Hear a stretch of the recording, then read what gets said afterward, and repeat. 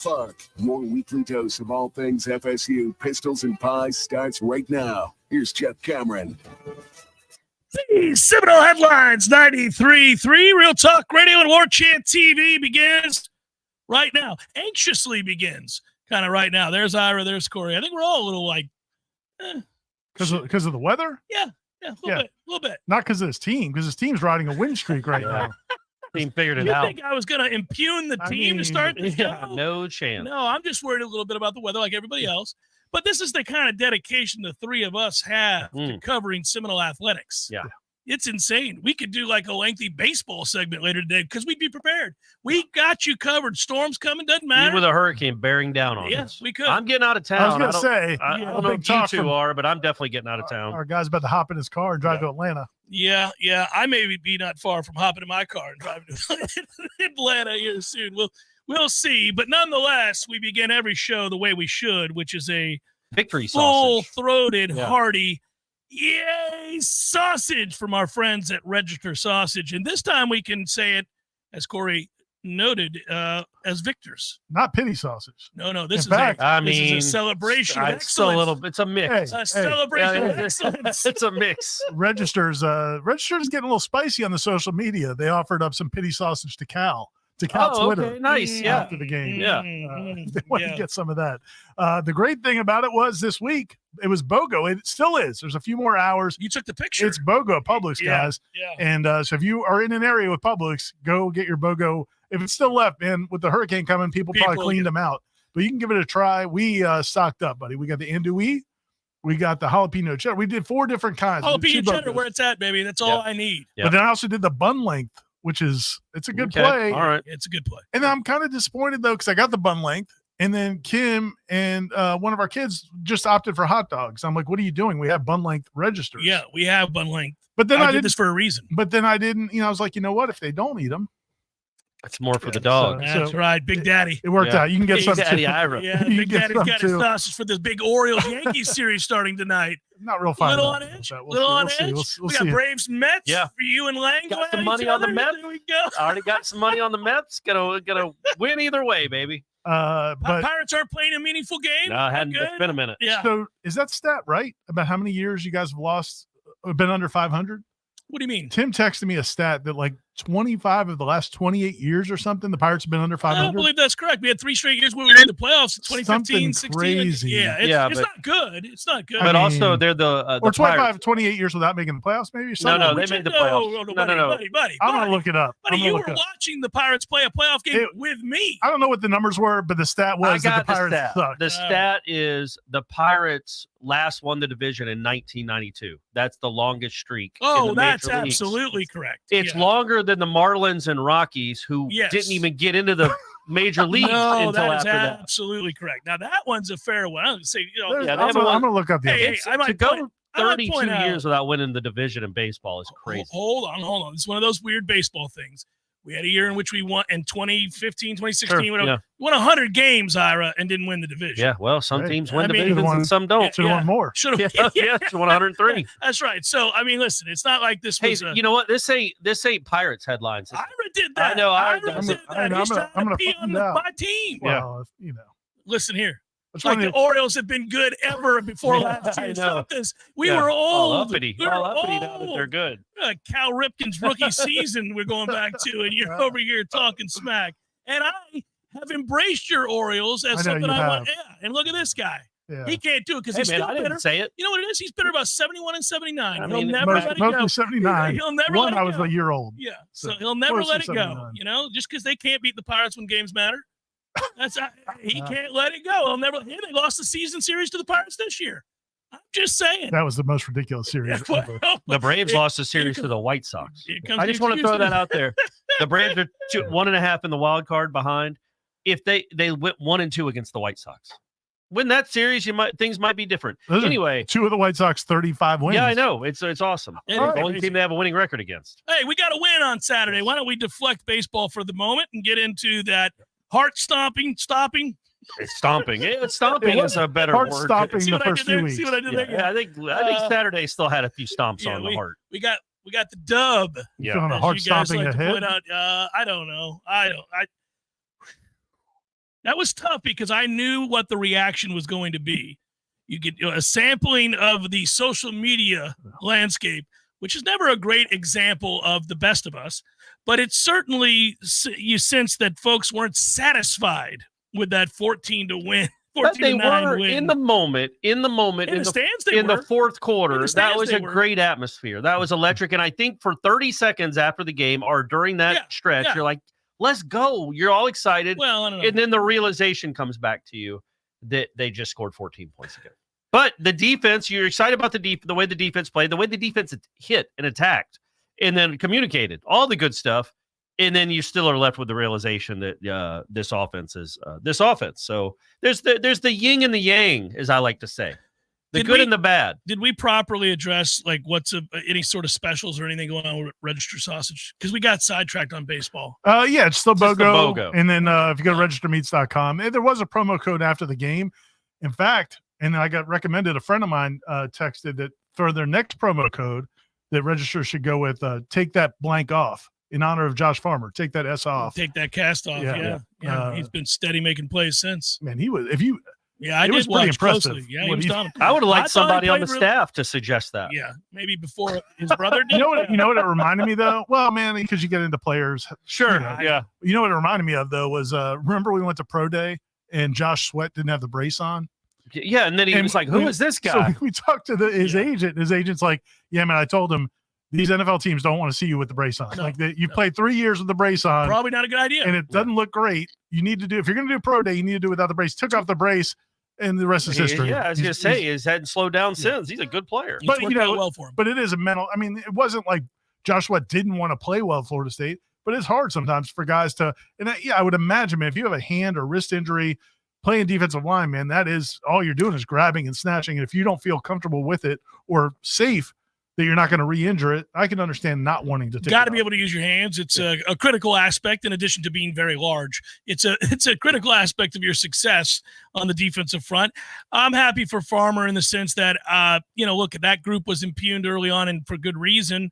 I thought he was playing hard the whole time. I did. I didn't think he had a great game against Georgia Tech, but post that game, I thought he played well, very well. In fact, I said as much on the air when I went back and watched. He was getting double teamed. Yeah. So is Jackson. Because they don't believe that your ends are going to make plays, and they know your linebackers aren't going to make plays, and the safeties for that matter too. So they were just thinking, well, listen, let's take care of these two hosses in the middle, and we'll be all right. And they weren't wrong until now. Like you're starting to see more guys come to the party, and that's nice to see. And some of those guys are very young, and that's also exciting to see.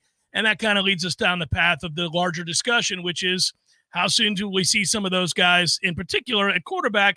It doesn't look likely anytime soon. That's the sense that I get. I don't know that, if he doesn't make a change at quarterback specifically, since we've all been asked that a million times, if he doesn't make a change this week, well, he ain't going to do it for Clemson. So you'll be waiting weeks. I think whenever it happens, it's probably going to be more of an in-game thing. Yeah. And then if it goes well, then, I don't stick with it. Yeah. I just don't imagine.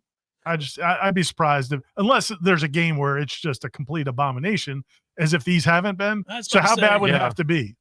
Well, how bad would it have to be, Ira? Because this is almost literally as bad as it could get. Yeah, no, it is. And and I hate to belabor the point, but, I would think that personally, my opinion would be that you wouldn't do it in game, that you would have a game plan that you had prepared for that quarterback all week long heading into a game. I understand what you're saying. You may be right that they wouldn't. I'm saying that's not the way you do it. I mean, I don't think you decide, oh man, suddenly this looks bad to me. I think you'd have a package ready. They may have had a package ready for him this past game. Ooh, should have pulled that parachute, baby. You know what's funny though, man, is like you'll tell people ask, and I'll say, like, look, man, I don't know. It's possible that he doesn't think Brock is any better. That's a possibility. It's probable. Well, that's clearly what they feel. Well, that's a tough message to send. It's probable. But I think the point is, so many people are just tired of. They don't want to see DJ anymore. Like it could be worse. Bang a different side of your head against the wall. Just do it with don't do it with the left side of your head. Do the right side of your head against the wall. Fair or not fair. I do think that's where we're at. Is people just want to see somebody else suck. Yeah, and they suck. I think it's fair, but I also would say, man, I think the hard part for people to swallow is if that's true, Ira. If he's telling you that Brock can't supplant what we're seeing at quarterback right now, and the lack of production, well, then he's whiffed on another quarterback because that means Brock's terrible. I don't know if you could say that. Oh, buddy, I don't know what other conclusion you would draw. Because also you're a year and a half in. I don't know that you decide a quarterback's terrible. But after a year and a half. The bigger question is, he's not good enough to get on the field with this lack of production. I have real doubts that he's going to emerge as an elite quarterback. Well, but also I'm not saying he's going to be elite, but even good. Even if he can't get on the field now, after literally they've scored 60 points. They're the 126th scoring offense in the country. They're the worst offense in the Power 5. 4. So if he can't get on the field now, right now, after 4 games, what makes us think in 2.5 months you're handing the keys over to him in this program? You like if he can't get on the field now, it would be him, Krummenhoek, Trevor Jackson, and whether or not right. But that's not you don't go into the season. If Brock Glenn can't get on the field now as the backup, it'd be like a shooting guard on a college. There's a starting shooting guard that's 18 from 3, and the kid behind him still can't get on the court. That means very different. But Brock Glenn, if you can't quarterback play, and shooting guard are very different. But it's like if you can't play on a bad basketball team. Let's use our. I don't want to throw a kid under the bus. Here he comes. Tom House couldn't play for Florida State last year. Couldn't get on the court last year. What does that say about Tom House's ability to one day be a competent to good ACC shooting guard? I'm just saying quarterback's a different position than any other sport, any other position you could bring up. I think. And there's so. I feel like that was a pretty solid analogy after he shot it down. Well, it was a bad one. You had a second. The first one was awful. The first one was awful. The second one, using real names, helped a little bit. Because I just don't. I mean, man, maybe I'm old, and I am old, but I just think that quarterback, it's not a position that everybody just is a whiz at in their first year of college or first year and a half. So, of college. But do you think if he can't get on or fifth year of college, if he can't get on, if he can't get on the field now, but and again, this is not like reactionary in that they're struggling a little bit. I mean, they are awful. It is an unmitigated disaster. But I blame Mike Norvell absolutely from the standpoint of, man, you know what you had a quarterback. Yep. You know what you brought in a quarterback. How did you not come up with a system that they could operate? Right. Like that, even because it's not like I think you should have had a feeling at the end of the spring, because it wasn't going to get a whole lot better between the spring and the end of summer. So figure out a way to score with what you have. And that's the problem. I think you're doing a smart thing here, and that's true. I think all complaints initially should begin with the guy that makes the most amount of money and is in charge of overseeing the entire roster. Yeah, this is a failure. Right, it's a failure on his part. Yeah, Mike Norvell has failed. Yes. Period. This year, obviously, this has been a disaster, and it begins with the coach, and it always ends with the head coach. So that's fair. I do think, since he's not going to be fired anytime soon, and because he has proven to be a very good coach prior to this disaster, then we do start talking about the personnel and what could be better. You're right. I don't think it changes appreciably the record of this team if they go to Brock Glenn. I do think he probably gives you a much better chance to avoid some of the weaknesses that are on display right now, such as all of these quarterback pressures and sacks. He can't, the current quarterback can't move. That's not debatable. Whether we think he should be the starter or not, he really can't move at all. And I've suspected, I don't know this, I've hunched that I think he's hurt. I don't know that to be the case, or at least was, because he looks slower now than he's ever looked anywhere, Oregon State or Clemson. So something's not right, and they can't protect him, and the offensive line's terrible, and that's another area that Mike missed on because he thought for sure they were going to be able to run the ball, which is why you brought DJ in so that you could throw off a play action. None of that's worked. So now I think out of sheer desperation and also a need to find out what your future looks like at the position, you would make the change. And so I don't know what it would have to look like for him to decide now's the time to pull the plug. Clearly, he sees it differently than maybe I do or the fans do or anybody does. I don't know. What is the end goal? And this is the thing. Dominic Robinson last night on the Smash, we were talking about, he believes that most coaches are still going to at least be coaching for a bowl game because you get that month of practices. Right. So especially with the young, building for the future, which everybody wants to do, if you play Brock Glenn and if you're Mike Norvell and you believe he gives you less of a chance to win 5 more football games and become bowl eligible, then you're going to play the other guy until that's off the table. Okay. I mean, that's his. So theory. It would be after Clemson then. Sure, but again, I think the bigger picture is, look, man, we want them to have a good season. That seems to be not in the cards, but have a better season, win 5, 6, 7 games. That seems unrealistic, but it's 2025. You've got to figure out who your quarterback is going to be in 2025. And the point about Brock Glenn is if if he can't get in October on the worst offense in the country, and he's not a true freshman, he's been here 18 months. If you don't think he gives you even a little, if he can't average 16 points a game, then he's probably not going to be the guy you turn to in January next year. So again, you've got to figure out your quarterback position. Well, that's the argument for it. And I'm with you on that. The pushback that I was presenting is the coach's side of things, perhaps, and that, hey, man, I'm still trying to get us to a bowl. I hear that. I hear both these sides.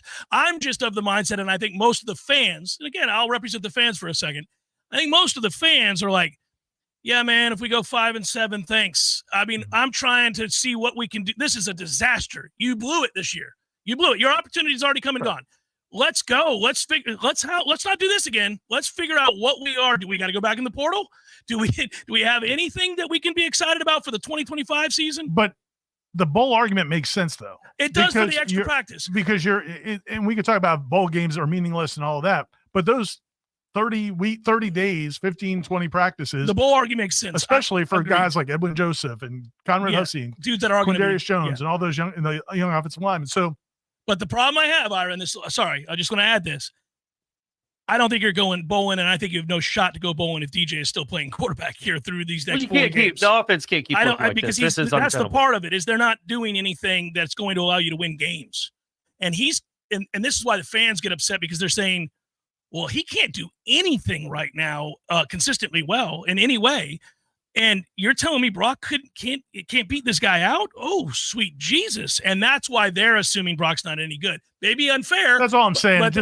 It seems crappy for us to sit here on the microphones and say that kid must suck because they're not giving him a chance. That's the perception, though. That's the perception. But we're just illuminating the perception. Don't you think that's what fans say? Don't you think that's what they don't have a microphone to say it, and then leading more people to just assume. Now you're sitting Brock Glenn, you're like, wait a minute, I haven't even got to play. No, I didn't say it. What I said was that the reason people are angry. Now, I believe you should make the change. I believe that. That's everybody's got an opinion on that. Whatever. But what people are angry about is they're saying, my goodness gracious, this guy right now, for whatever reason, and that's Mike's fault, is incompetent. And we can't muster up something for Brock Glenn, who is mobile, who could run. You could put something together that is a read option based offense. I agree with you 100% on that. I mean, I'm just saying that would give you a better chance. But is he going to do that? Who is Brock going to do that? Is Norvell going to do that? Well, it doesn't. That's what I'm saying. Doesn't look like it. I mean, isn't it his job to figure? But I don't think how you could make any other. You could come to any other conclusion other than Mike Norvell doesn't think Brock Glenn is better than this version of DJ because Mike Norvell is paid to win games, so he obviously doesn't think Brock deserves to play. Another scenario, so a fan might think, well, no, I get it, man. But what I'm saying is another alternative possibility is, and we should consider all options, is that he thinks DJ either is close. There's things he sees that you don't see. Sure, that's possible. Sure, I guess. I mean, I just don't think Mike Norvell's an idiot. And I don't think it's either or. But smart people have been wrong about a lot of things before, and we're allowed to question that, especially when the results dictate that. I got you, and I'm not saying he's not. I'm just saying you need to consider that there might be a different point of view other than A or B. Oh, I think there is. I think his point of view is C. I think we're looking at it going, Jesus, Mike. I mean, there's no doubt he thinks DJ gives him the best chance to win today. I don't know that means 100% that Brock can never play quarterback. That's all I'm saying. I don't think those two things are mutually exclusive. No, I hear you. I get why you're saying that, and I think it's a fair point. You think Tom House could play at NC State? And Tom House catching strays out here. Left and right. You know I love you, man. You never got a fair State. Tom House to start the show.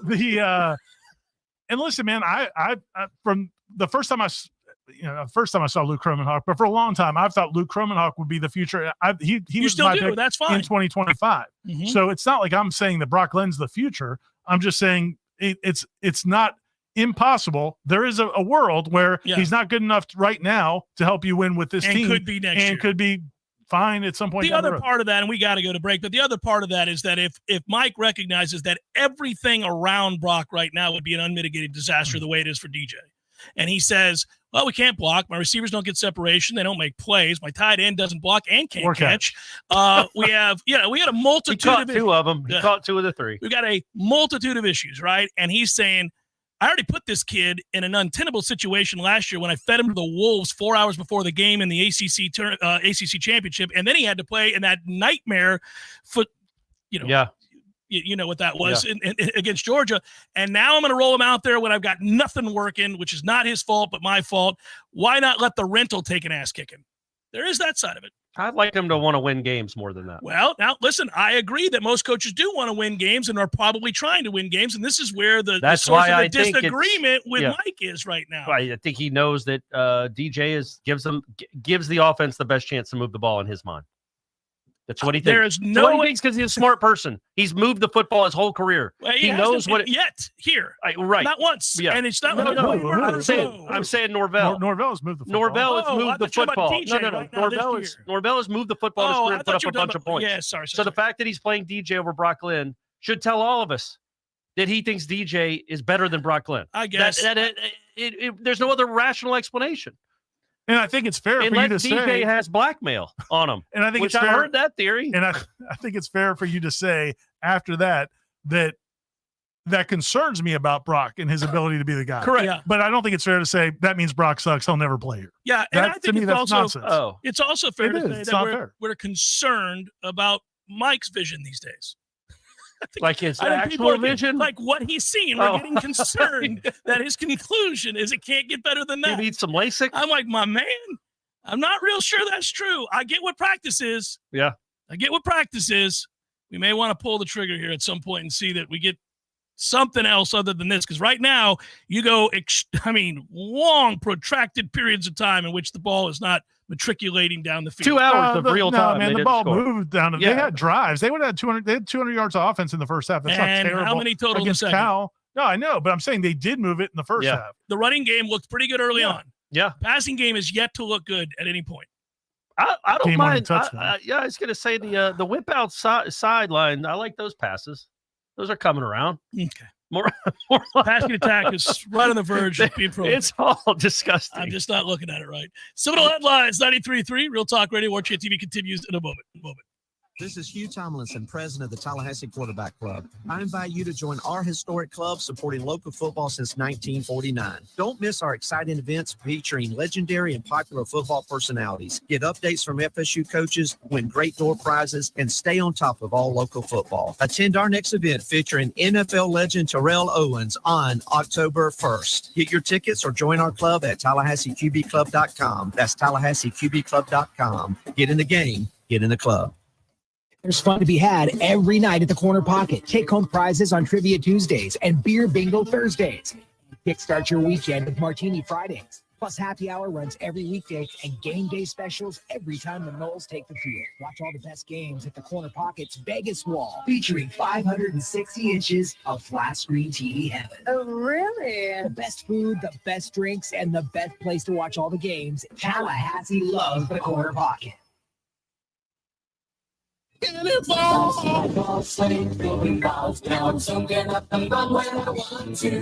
Not only does Swain Pools and Spas sell the best selection of hot tubs and spas in the city, but Swain also builds, services, renovates, restores in-ground pools.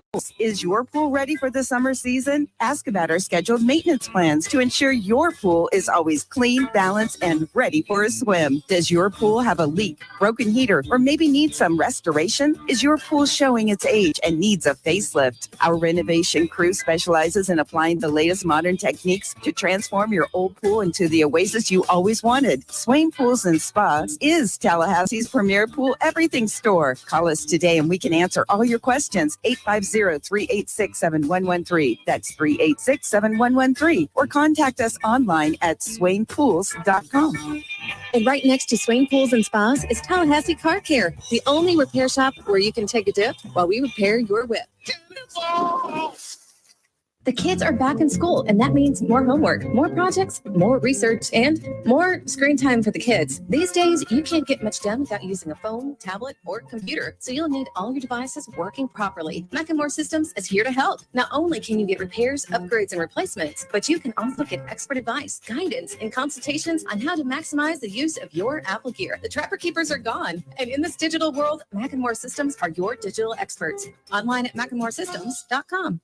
This announcement is brought to you by Fonville Lewis Messer McConaughey. If you're driving right now, you should know there's an 80% chance that the cars all around you don't carry any bodily injury insurance. Most people don't realize it, but in Florida, all the law requires is that drivers carry property damage insurance. This means that the texting teen drifting over into your lane or the drag racer on your rear bumper have no way of compensating you or your loved ones when they cause a crash. And this should scare the hell out of you. Fortunately, there's an easy way to protect your family from this, and it's called uninsured motorist coverage. It's an absolute must, but a lot of insurance companies are convincing folks to drop it just to save a few dollars. Take it from the personal injury experts. Don't. At Fonville, Lewis, Messer, McConaughey, we've recovered millions of dollars in uninsured motorist coverage in crashes where our clients would have otherwise received nothing. So please, call your agent right now and make sure you have uninsured motorist coverage on your policy. We hope you'll never need it, but we'll be here for you if you ever do. Fonville, Lewis, Messer, McConaughey. Don't settle for less. Life is stressful. Dinner shouldn't be. That motto is why Register Sausage has been doing business in the Florida Panhandle and Lower Alabama for over 75 years. A proud sponsor of Seminole Headlines, Register Sausage always provides the best Southern smoked sausage to over 140 grocery stores and restaurants throughout the Southeast. Headliners have discovered the Register's difference. You can too. To find a store that carries Registers near you or to buy directly, head to registermeats.com. That's registermeats.com. Register Sausage. Yay, sausage! Seminole Headlines returns now. Head to YouTube and search for Warchant TV today to catch the show live or on demand. Now, here's Jeff Cameron, Ira Schofel, and Corey Clark. Dylan wanted to know in the chat. I didn't mean to gloss over this, Dylan. Thanks for the contribution. Has anybody asked Mike, where's the Wildcat, where the Wildcat is at? Yeah, he's been asked a couple times. And what did he say? Basically just said it's something we've considered, but in some of the situations, the looks, it's something that works in certain situations, but doesn't work in all situations. So he basically said they haven't found the right time to do it. But it hasn't even seemed to be an option, which is weird because it was something they did a lot in his first few years here to when they needed a spark offensively. Yeah. And clearly they need a spark offensively. That's the thing Corey and I were talking about during the break. Again, man, where I'm most frustrated about this offense is not honestly DJ. It's about your head coach and play caller and offensive coordinator not figuring out something to do with the pieces he has. It is not a great hand he's playing. He is not playing, an inside flush. I mean, he is playing, not even an inside flush. He's playing, I'm not going to say 2-7 unsuited, but it's not a great hand he's playing. But it's not as bad. It's like That's what I'm saying. It's like a 10-8. Right. It's not as bad. You could play with a 10-8. Suited. Yeah. I mean, you got all kinds of possibilities on the flop. That's the frustrating thing. It doesn't feel like you're even maximizing what you do have, and you have limitations, but it doesn't feel like you're maximizing what you. And I don't think that's all on DJ. I think it's part of it is what you're doing with them. Again, like the stuff with all the RPO stuff and things that doesn't seem to even suit him. It doesn't seem to. He's not good at it. His own read stuff doesn't. I mean, just none of that seems to fit with what you have. Well, I think what this discussion does, while we have it and a number of other, obviously thousands and thousands and thousands of diehard Noles have it, these discussions just further illuminate a really frustrating thing, and that is that Mike Norvell is a guy that at the end of last year, 99% of this fan base, 100, absolutely believed in, 100%. Right? It just thought that we got it right. Here we go. Nobody was talking about having to feel like we're starting over. I mean, this feels like you're about to have to start over. It may not be, but it feels that way. And when you watch the ineptitude of this offense, you're right. The first thing I think of, initially I, looked at DJ, I was like, come on, man. But now I am angrier by the minute at Coach Mike Norvell for what this is. How did you walk out there and produce this on the heels of what we just saw last season? I mean, it defies logic. And it leaves people grasping at straws, desperate to find answers, yelling at each other within the fan base and on boards and on Twitter and online and everywhere else. Because please make it make sense. Make it make sense that guy who engineered the turnaround, who did understand what the portal could be and flipped this program in a matter of 3 years to one that not only was respectable, but was downright back in the world amongst the elite. And to see them walk out and look this kind of silly on a weekly basis. High school-esque offensively. Look silly. You wonder, how does that happen? Because I think it feels like a betrayal. It feels like, well, I thought you were this, but nobody that could produce this. And people are desperate. They're like, oh, man. And it may not be that he doesn't, it may be that he gets it turned around next year, and we'll look back at this year many years from now and go, whoa, that was weird. But it feels a little bit more ominous than that to most people. And it is hard. We've been covering college football for a very long time. We've been fans of the game before we ever covered it. And we certainly have covered this program for a really long time. And we've never seen anything like it.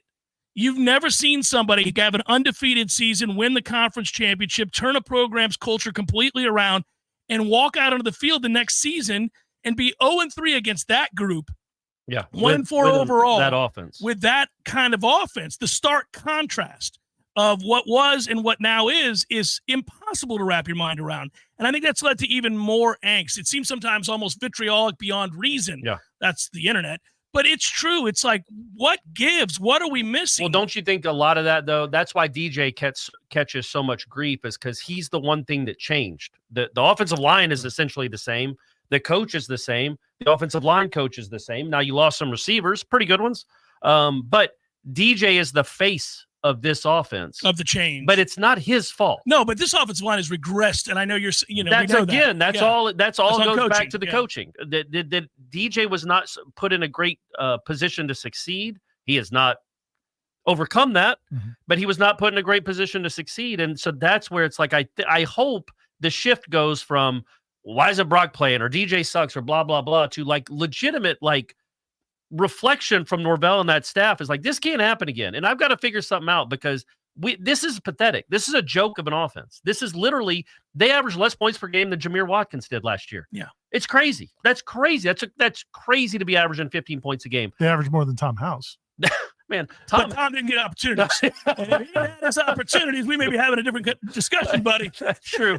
That's a good point. Like, even if you doubled their point total per game, they would be average in the country. They would be 67th in the country if you doubled it.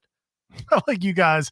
I like how people are trying to quantify how bad they're. Like, you texted us yesterday. Well, I figured you'd laugh at that. That morale was funny. Yeah. What were those numbers, by the way? Are they not good? They're not good.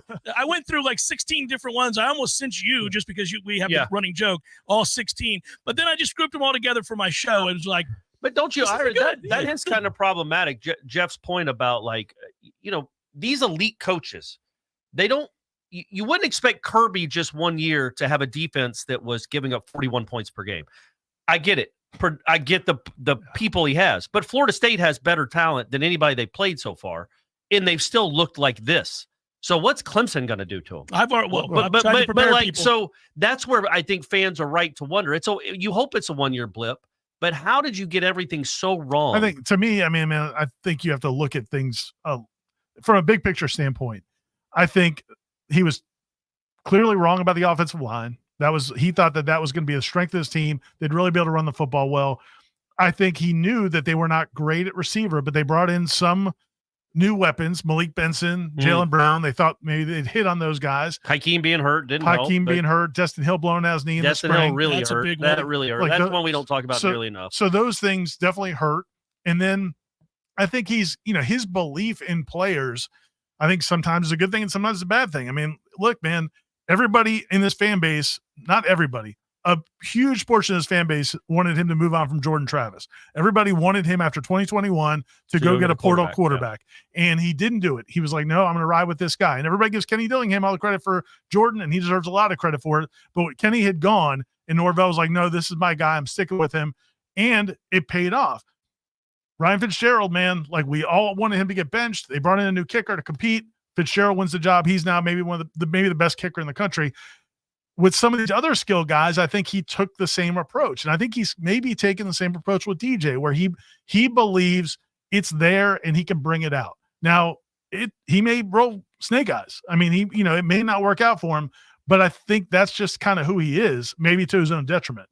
But it's happening. Some of these receivers that are still on this roster, man, in tight ends, there's people on this roster that, if you're trying to win at the highest level after 3 or 4 or 5 years, I'm not talking about a redshirt freshman like Brock Glenn, guys who have been here for 3 or 4 years, just hoping that it's going to get better.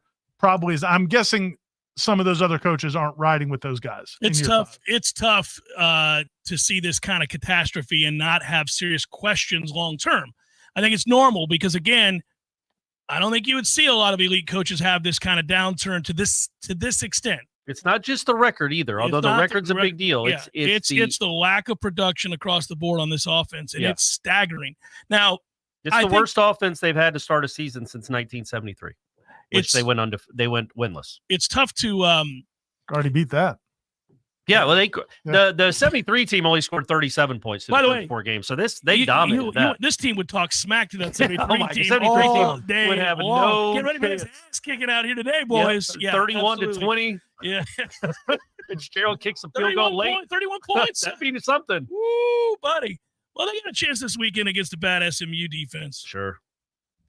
Listen. Yeah, they should. Theoretically, Memphis has not a great defense. No. Navy proved that. Yeah. The thing that concerns me about SMU is that, when they lost to BYU, I was like, all right, okay. But then BYU just beat the crap out of Kansas State, who's number 13. Yeah. And, by the way, now, SMU's dropping 60 on it. It's just like we're starting to see the Rhett Lashley offense we were worried about before the season.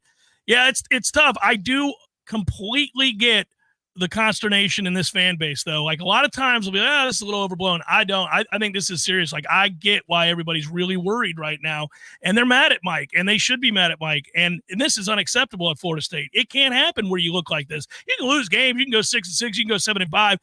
And that might be a million reasons why that is. But we look like we've never lined up and played offensive football. Yeah. And that is tough. And what's funny is we got to get to a contribution. You shut your mouth. Sorry, that's my fault. Mute my I was about to read it. Oh, my fault. No, you can bring it up. I thought you were going to read it. Okay.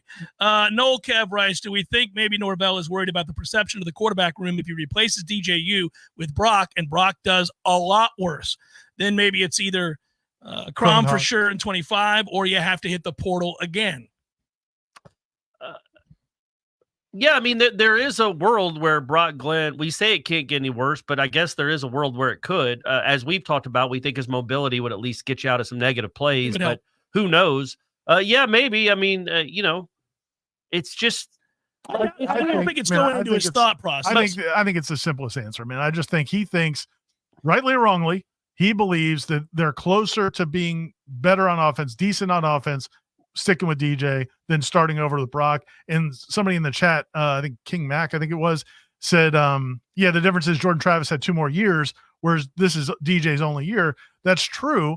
But as a coach, you're responsible to this team right now. Those guys that are seniors on this team don't care about what Brock's going to do in 2026.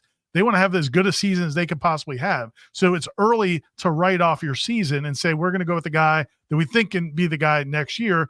When if the other guy gives you a chance to win. Now, once the bowl's out of the way, once you're getting embarrassed by Clemson or whatever, then yeah, man, maybe make the change. I think that would be one way to look at it, is that he thinks DJ can give him the best chance to get decent to good this year, and there's still enough on the table to give these guys. It's important to point out that Ira's saying that may be what he's thinking. I just want people in the chat to understand. Right. He's painting a picture of what Mike maybe. I would have gone to Brock last week. I know. I want to get that out there. That is not the Seminole Headlines position. Or ours position. I don't know that it's a sane person's position, frankly, but that might be what he's thinking. Sure. And I just want to make sure I clarify that, because I know that we're talking about catching strays. People are going to hear that and they're like, Ira think what? He's saying he thinks the head coach might think that. I think you may be right. I think he may think to me that's the most reasonable. And and we think he's wrong. We think he's wrong, but he believes that. Ian writes, feels like we're being held. Yeah, it does feel that way. It sucks. But again, Ian, I will point out, I don't think Brock's going to come in. You didn't finish whatever Ian said. Ian feels like what? We're being held hostage. Oh, I didn't hear that part. Oh, sorry. No. All I'm going to say is that held hostage by DJ playing quarterback, by Mike refusing to make changes. Oh, yeah. But I will. Yeah, but it was the same thing when people thought Xavier Lee was going to be the answer, and people thought Adrian McPherson was going to be the answer. Right. What we wouldn't give for Xavier Lee right now, or Devontae Richardson's going to be. Devontae would be great too. No. The next Charlie Ward, I think somebody wrote at one point. By the way, I didn't write that. It's what Burt Reed. That was a Burt Reed quote. I quoted Burt Reed. That was well done. I just really quickly would say that if Mike thinks that, it's going to cause even more doubts about Mike. I don't think that's it. But it's aren't the doubts when you're averaging 15 a game out there? I could see him thinking. I could see him from a pride standpoint wanting to prove he wasn't wrong about DJ. Most of the time, by the way, people who are suffering through a bout of this kind of pride that we may be describing don't know they're doing it. Yeah, that's very possible. They don't know that they are suffering the consequences of their hubris. But I don't believe you would keep playing a guy who you know can't win because you're worried that another guy would look worse. And I don't. What do you mean you know he can't win? He just won a game, folks. Right. What are you talking about? Game-winning throw, too. What's his record trailing in the fourth quarter? He's won at least once. We've seen it. Greatness is on the horizon, boys. We saw it. Seminole Headlines, 93.3 Real Talk Radio, Warchant TV continues in a moment. Your local news now. 2 people were left with injuries after a shooting happened early Sunday morning on North Monroe Street. The incident unfolded just before 4 a.m. Sunday at X-Rated Hookah Lounge on North Monroe Street. Officers responded to the scene and found a woman inside the business with a gunshot wound to her chest, although the shots were fired outside of the establishment. Officers began life-saving measures, making the scene safe, and then transported the woman to a local hospital. A short time later, a second victim arrived at a local hospital with a bullet grazed to the arm. It is unclear what the circumstances are surrounding the shooting. There are no suspects at this time and no arrests have been made. Governor Ron DeSantis has declared a state of emergency in 41 Florida counties ahead of a potential hurricane strike. The system is expected to develop into a hurricane and make landfall late Thursday. An emergency declaration helps state agencies prepare for storm response. This is Rachel Lene with your Real Talk 93.3 local news update, brought to you by McLemore Systems, Tallahassee's go-to Mac store. Check them out online at McLemoreSystems.com.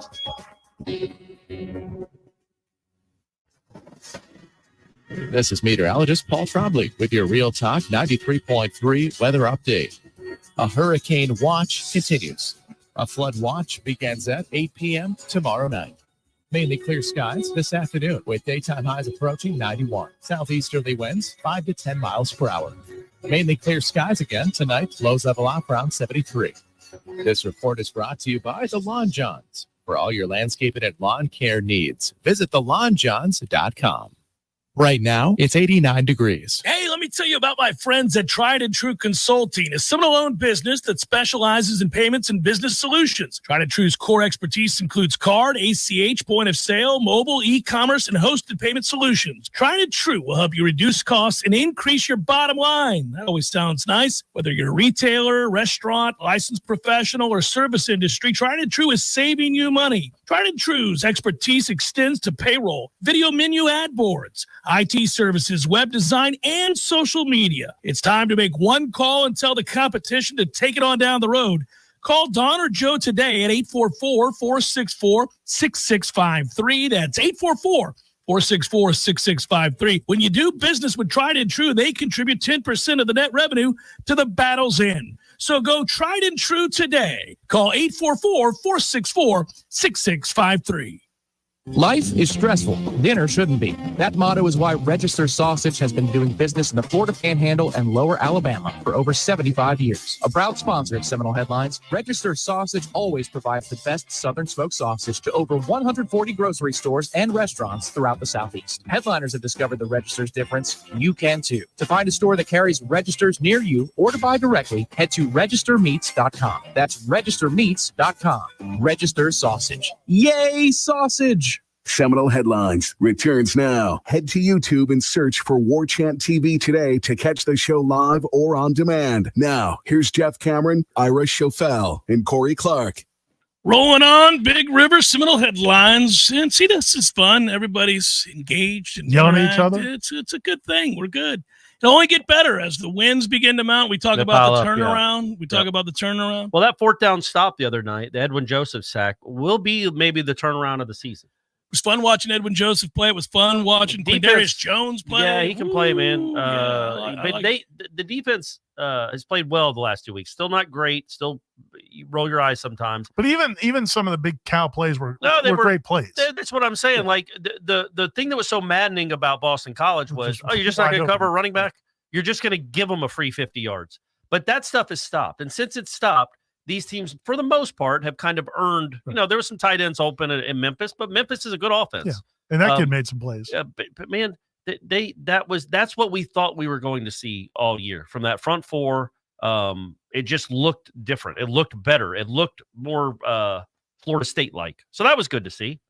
something to build on. Did you spend a lot of time talking about the defense yesterday? I did. I opened the show with it. All right, there you go. I didn't spend a ton of time, but I certainly opened the show with it. I said I thought after a win we should at least begin with the positive, which was all the young people that contributed to that win on defense. It was nice also to see, and I included him on that list. Marvin Jones Jr. was he showed. He was there. He was in attendance. Made some plays. That was good to see. I got excited about, I was really excited for Josh Farmer because I thought he took over the game. And he's what enabled Marvin Jones Jr. and Patrick Payton to have the games that they had because he was just a wrecking crew inside. Hey, Daryl Jackson played well in this game too. That was great to see. He also didn't play a ton, which is cool. Like Shaheen didn't play a ton. He played like 50 of 77 snaps. It's cool to see they're working some dudes young guys in that you can build on because the future matters too. Future does, and I think that's another reason why people say, well, I mean, I'd like to see that on the other side too. Although I push back on some of that because I don't need to see Cam Davis and some of these other guys as much as we're seeing them. I'm all right if you're healthy. Obviously, Toafili's a really productive running back right now. I think he gets more out of those runs than we see Cam get. I think Cam is going to be great.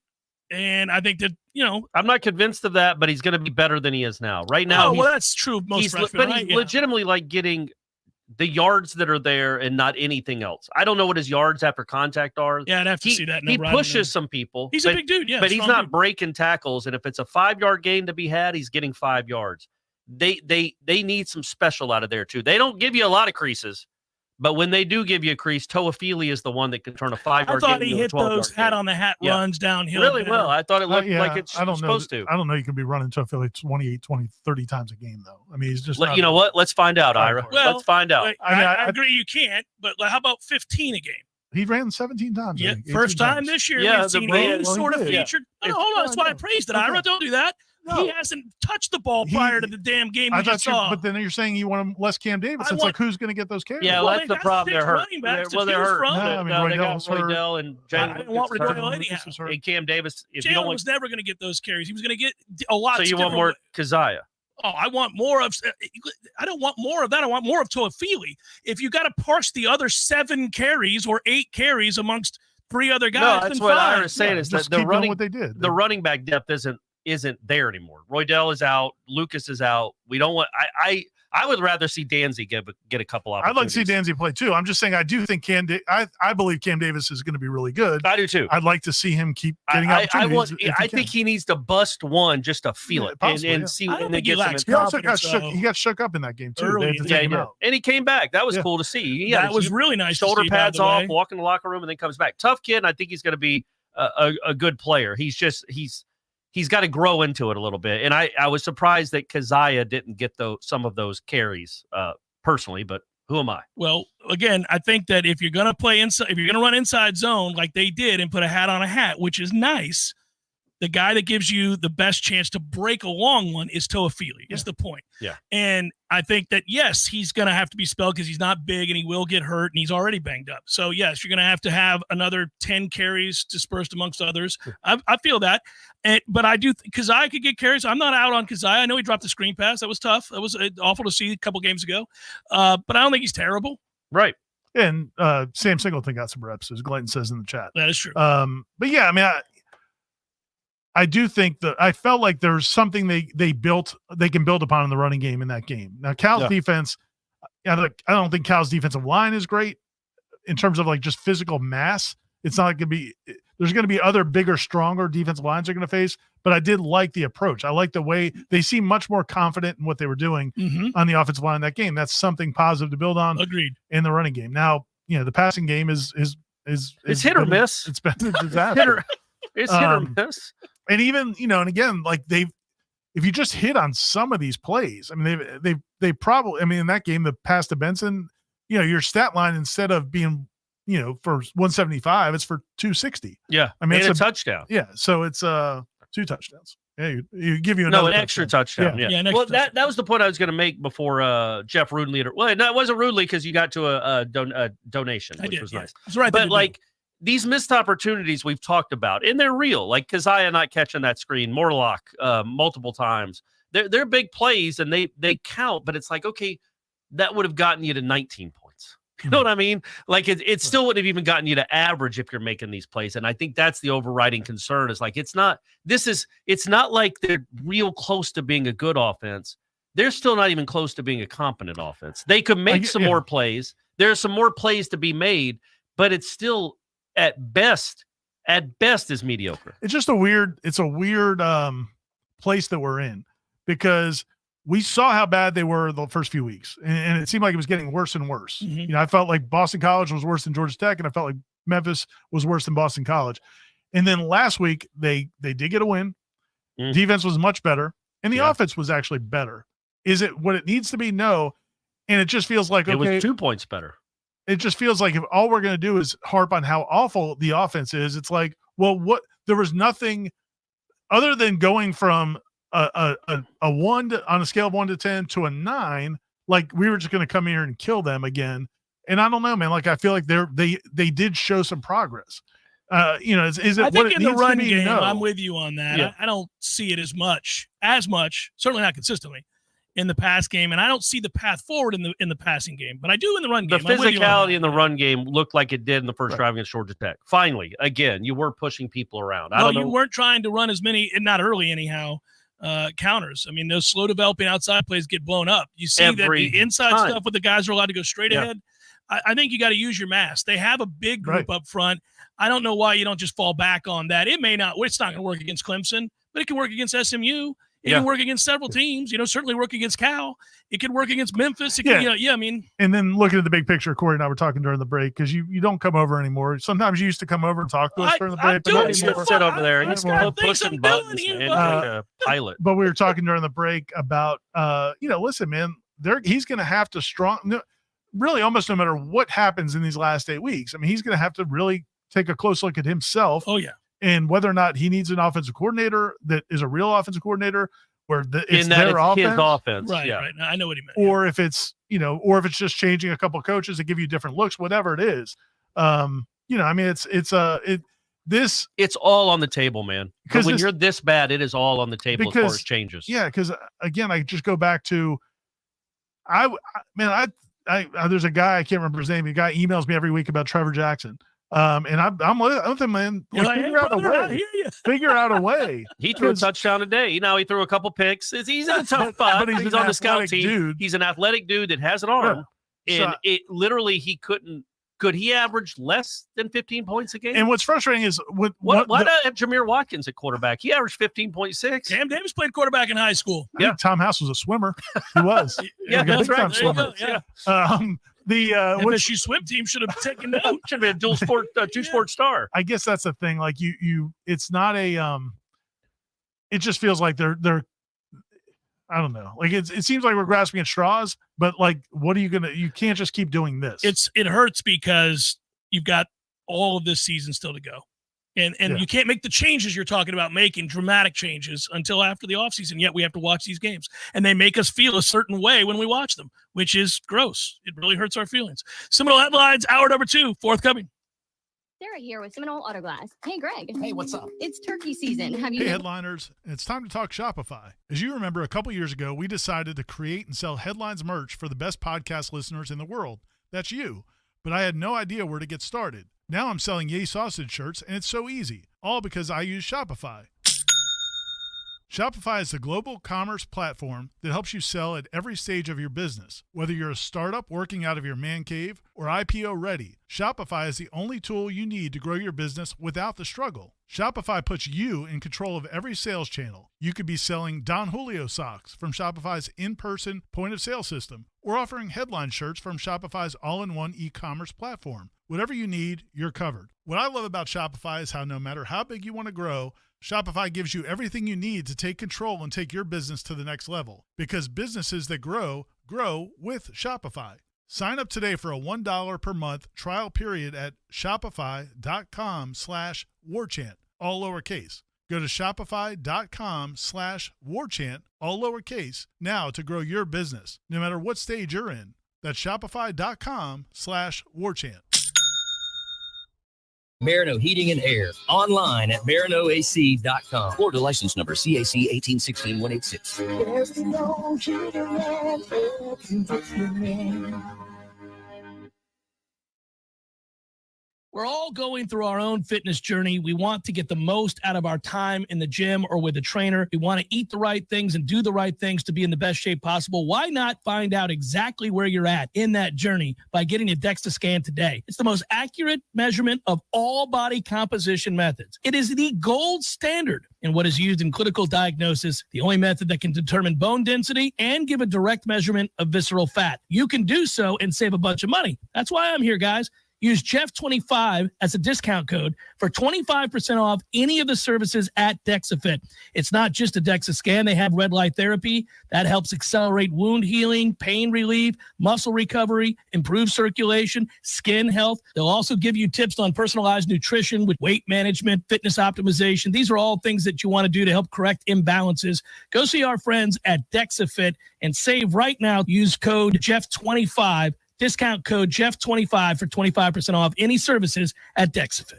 Many orthodontists in Tallahassee can straighten a smile, but at Burt's Orthodontics, they're dedicated to providing the finest care possible. The experienced and friendly staff is trained in all of the latest techniques. So whether you need standard treatment like braces or Invisalign, or you have a more complicated case requiring extra attention, Burt's Orthodontics is here for you. Set up your free consultation today by visiting burtsorthodontics.com, B-U-R-C-H, orthodontics.com, or call. Coming up next, more of the Jeff Cameron Show.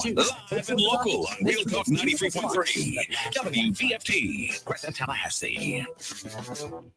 Your sports action update on Real Talk 93.3 with all the latest odds from Vegas. Brought to you by Falmar Spawn, Gun and Gold. More than you might expect with two great locations in Tallahassee. Florida State visiting SMU as 4.5-point road dogs this week at Gerald J. Ford Stadium in Dallas. Total 47. SMU as a 1-point underdog outscored TCU 66-42 Saturday, while Florida State outlasted Cal 14-9. as a 3-point home favorite. UCF laying 13.5 at home with Colorado, 63.5 the total in that Big 12 matchup. On October the 5th, the Florida Gators will host UCF in the Swamp. Bills crushed the Jaguars 47-10 as 4.5-point home favorites. This week, Jacksonville visiting Houston as plus 4.5 dogs, 45.5 the total. Bundle and save with Progressive. Progressive.com. For more sports betting news and information, go to VSIN.com. Mike Son at Real Talk 93.3. Mom, meet Sarah. From first time Nana moments. Welcome to Flight 101. To annual girls trip moments.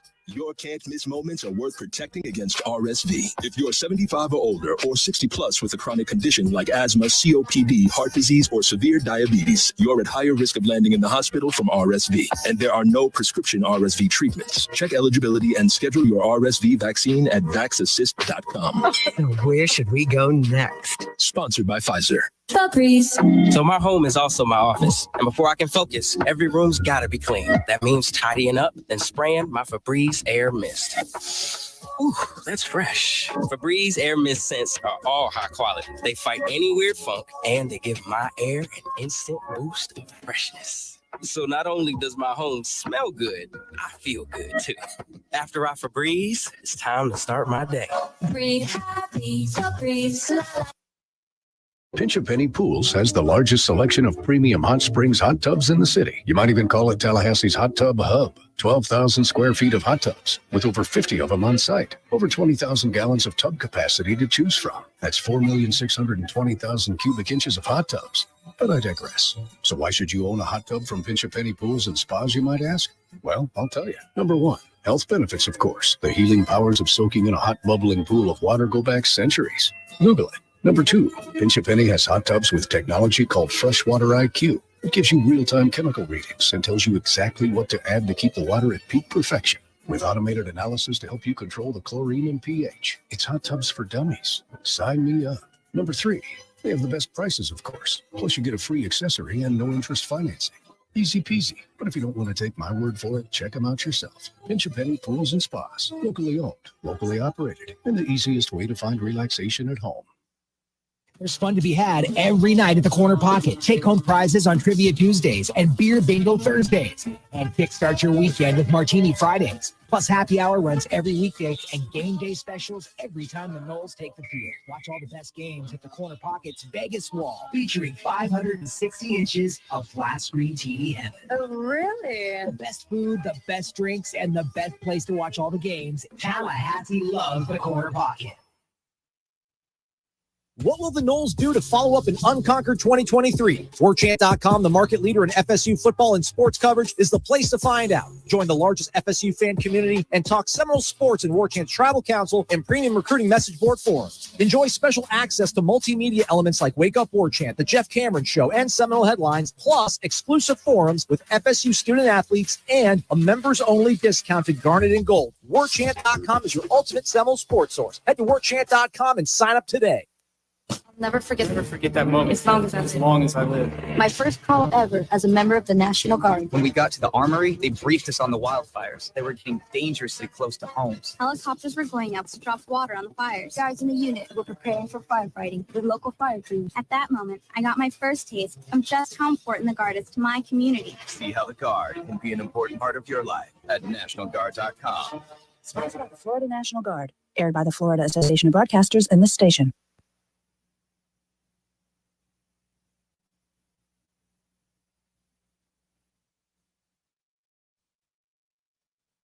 Hey, no fans, our partner ISF Inc. is a national management and IT consulting firm located right. Got triggered wrong, so we're going to start in mid-sentence, boys. I'm stepping in. I am fixing a problem, not of my creation. I don't know what's happening. You're part of the solution. I'm fixing the problem. That one frustrates me because I know Corey's going to blame me for that. Well, I blame everyone for everything. Like this season is just... That was not me. I was wondering why the music wasn't running. What was happening seemed odd. I kept waiting. Instead, another commercial set started. It could be the storm, guys. Let's just blame it on the storm. Sure, yeah. I mean, it's really close, storm. Right? It's about 800 miles away. Could be the storm. Who knows? But I do know this hour, as always, has headliner questions and is brought to you by our friends at Birch Orthodontics. Dr. Birch and I will see each other early next week. Nice. Yeah, it's been a minute. I haven't seen her in a while, and Clark's due for another checkup. Maybe this is the day that they say, young man, run and be free from these braces. You are good to go. He's going to run out of them like Forrest Gump. Yeah. Run out of those leg braces. It's going to happen. He'll feel like who knows? He'll feel like the fan base if Brock Glenn ever gets to play. There it is. They've been freed. Let's not held hostage anymore. How about if they do play Brock Glenn and he goes 14 for 16 for 290, runs for 4 touchdowns. That'd almost be a worse scenario than if he sucked. Yeah, Norvell's going to be like, Brock, cut it out, man. What is it? What are you making doing? Me look bad. This is ridiculous. You're actually good. No, that would be problematic. But Birch Orthodontics is not problematic. We love Dr. Birch. The opposite of if you go into look for the antonym of problematic, I think they show like that. Yeah. Birch Orthodontics. All of our kids have gone there for their orthodontics, their braces. And they have all the latest technology, Invisalign, all the different things that are offered, and great customer service, great people. They'll talk Florida State football with you. And Dr. Birch especially, she loves the Noles. I don't know if she loves the 2024 Noles that much. No, but she loves the Noles. She loves the idea. She loves the idea of the 2024 football. She probably loves them as people. Yeah. Right. I think she loves Coach Norvell and his family. But the product has not been great. But the product is great at Birch Orthodontics. That's the website, birchorthodontics.com, BURCH. Free consultations. They handle difficult cases. You may think you might need surgery or something else. Dr. Birch a lot of times can take care of it without that. And they have payment plans, and we can't speak highly enough of them. And if you tell them Seminole Headlines sent you, the first set of braces is free. It's not true. First set. So, but yeah, Not assuming you have kids, set. the second and third set is going to be on your own, but the first one is free. Just to taste. Burke wants to know, so could this victory be the laxative that breaks through the offensive constipation that we've had up to this point? It would be if they had scored more than twice. They almost scored 3 times, legitimately. That's a crazy decision on basically 3rd and goal from the 18. It's a tough one. That's a tough one. Throw it at all when you're up 7-0 already and you know what your offense is. But that's on Mike, and he seemed to be saying as much at the press conference on Monday. I couldn't quite tell. I don't know if he was. Okay. He just I kept guess saying it was a bad play all around. It was a bad play all around. If you go back to again, man, his first couple of years here, like his aggressiveness, even when every data point and evidence he had was that his team was terrible, he was trying to win those games, which you give him credit for. There's something beautiful in that. It is. No, but we need you to dial it back. No, brother. Yeah, well, realism is good too, right? I would have liked to have seen him been a little more conservative on 3rd and 15, get the field goal there, and then on the other situation where he went for it on 4th, and The third down call was the play I had a problem with. Correct. Try to pick up 4 or 5 yards that. there. I don't have a problem with the fourth down. I have a problem with the third down. Thank you. Yep. That is the right. Thank you. I was furious about that. If you can get to a 48-yard field goal, 50-yard field goal, yeah. I don't have a problem with him going for it when it's a 56-yard field goal, whatever, 55, 56 yards, whatever it's going to be. And also, if you're going to make it 10-0, make it 10-0 in a game like that. You're winning 10-0. We call it a wrap. We're out of here. Yeah, go to the house, boys. Over go to the house. 10-0. Cal's going to give up. They're going to start hacky sacking on the sideline. They know the game's over. Weed is popping everywhere at that point, man. Forget about it. Legal weed. We should get to the questions. I was going to bring up something else, but we're just belaboring. Yeah, come on. We're belaboring the point, Ira. Sir Stuart Wallace says, when he inevitably is forced to insert Brock into the game down 49 to Clemson, does Mike slap Brock on the ass and shout, "Trust your training"? Yeah. It's going to be a toughie because obviously you don't want Brock Glenn, if he does end up playing a lot this season, for his first meaningful action to be against Clemson.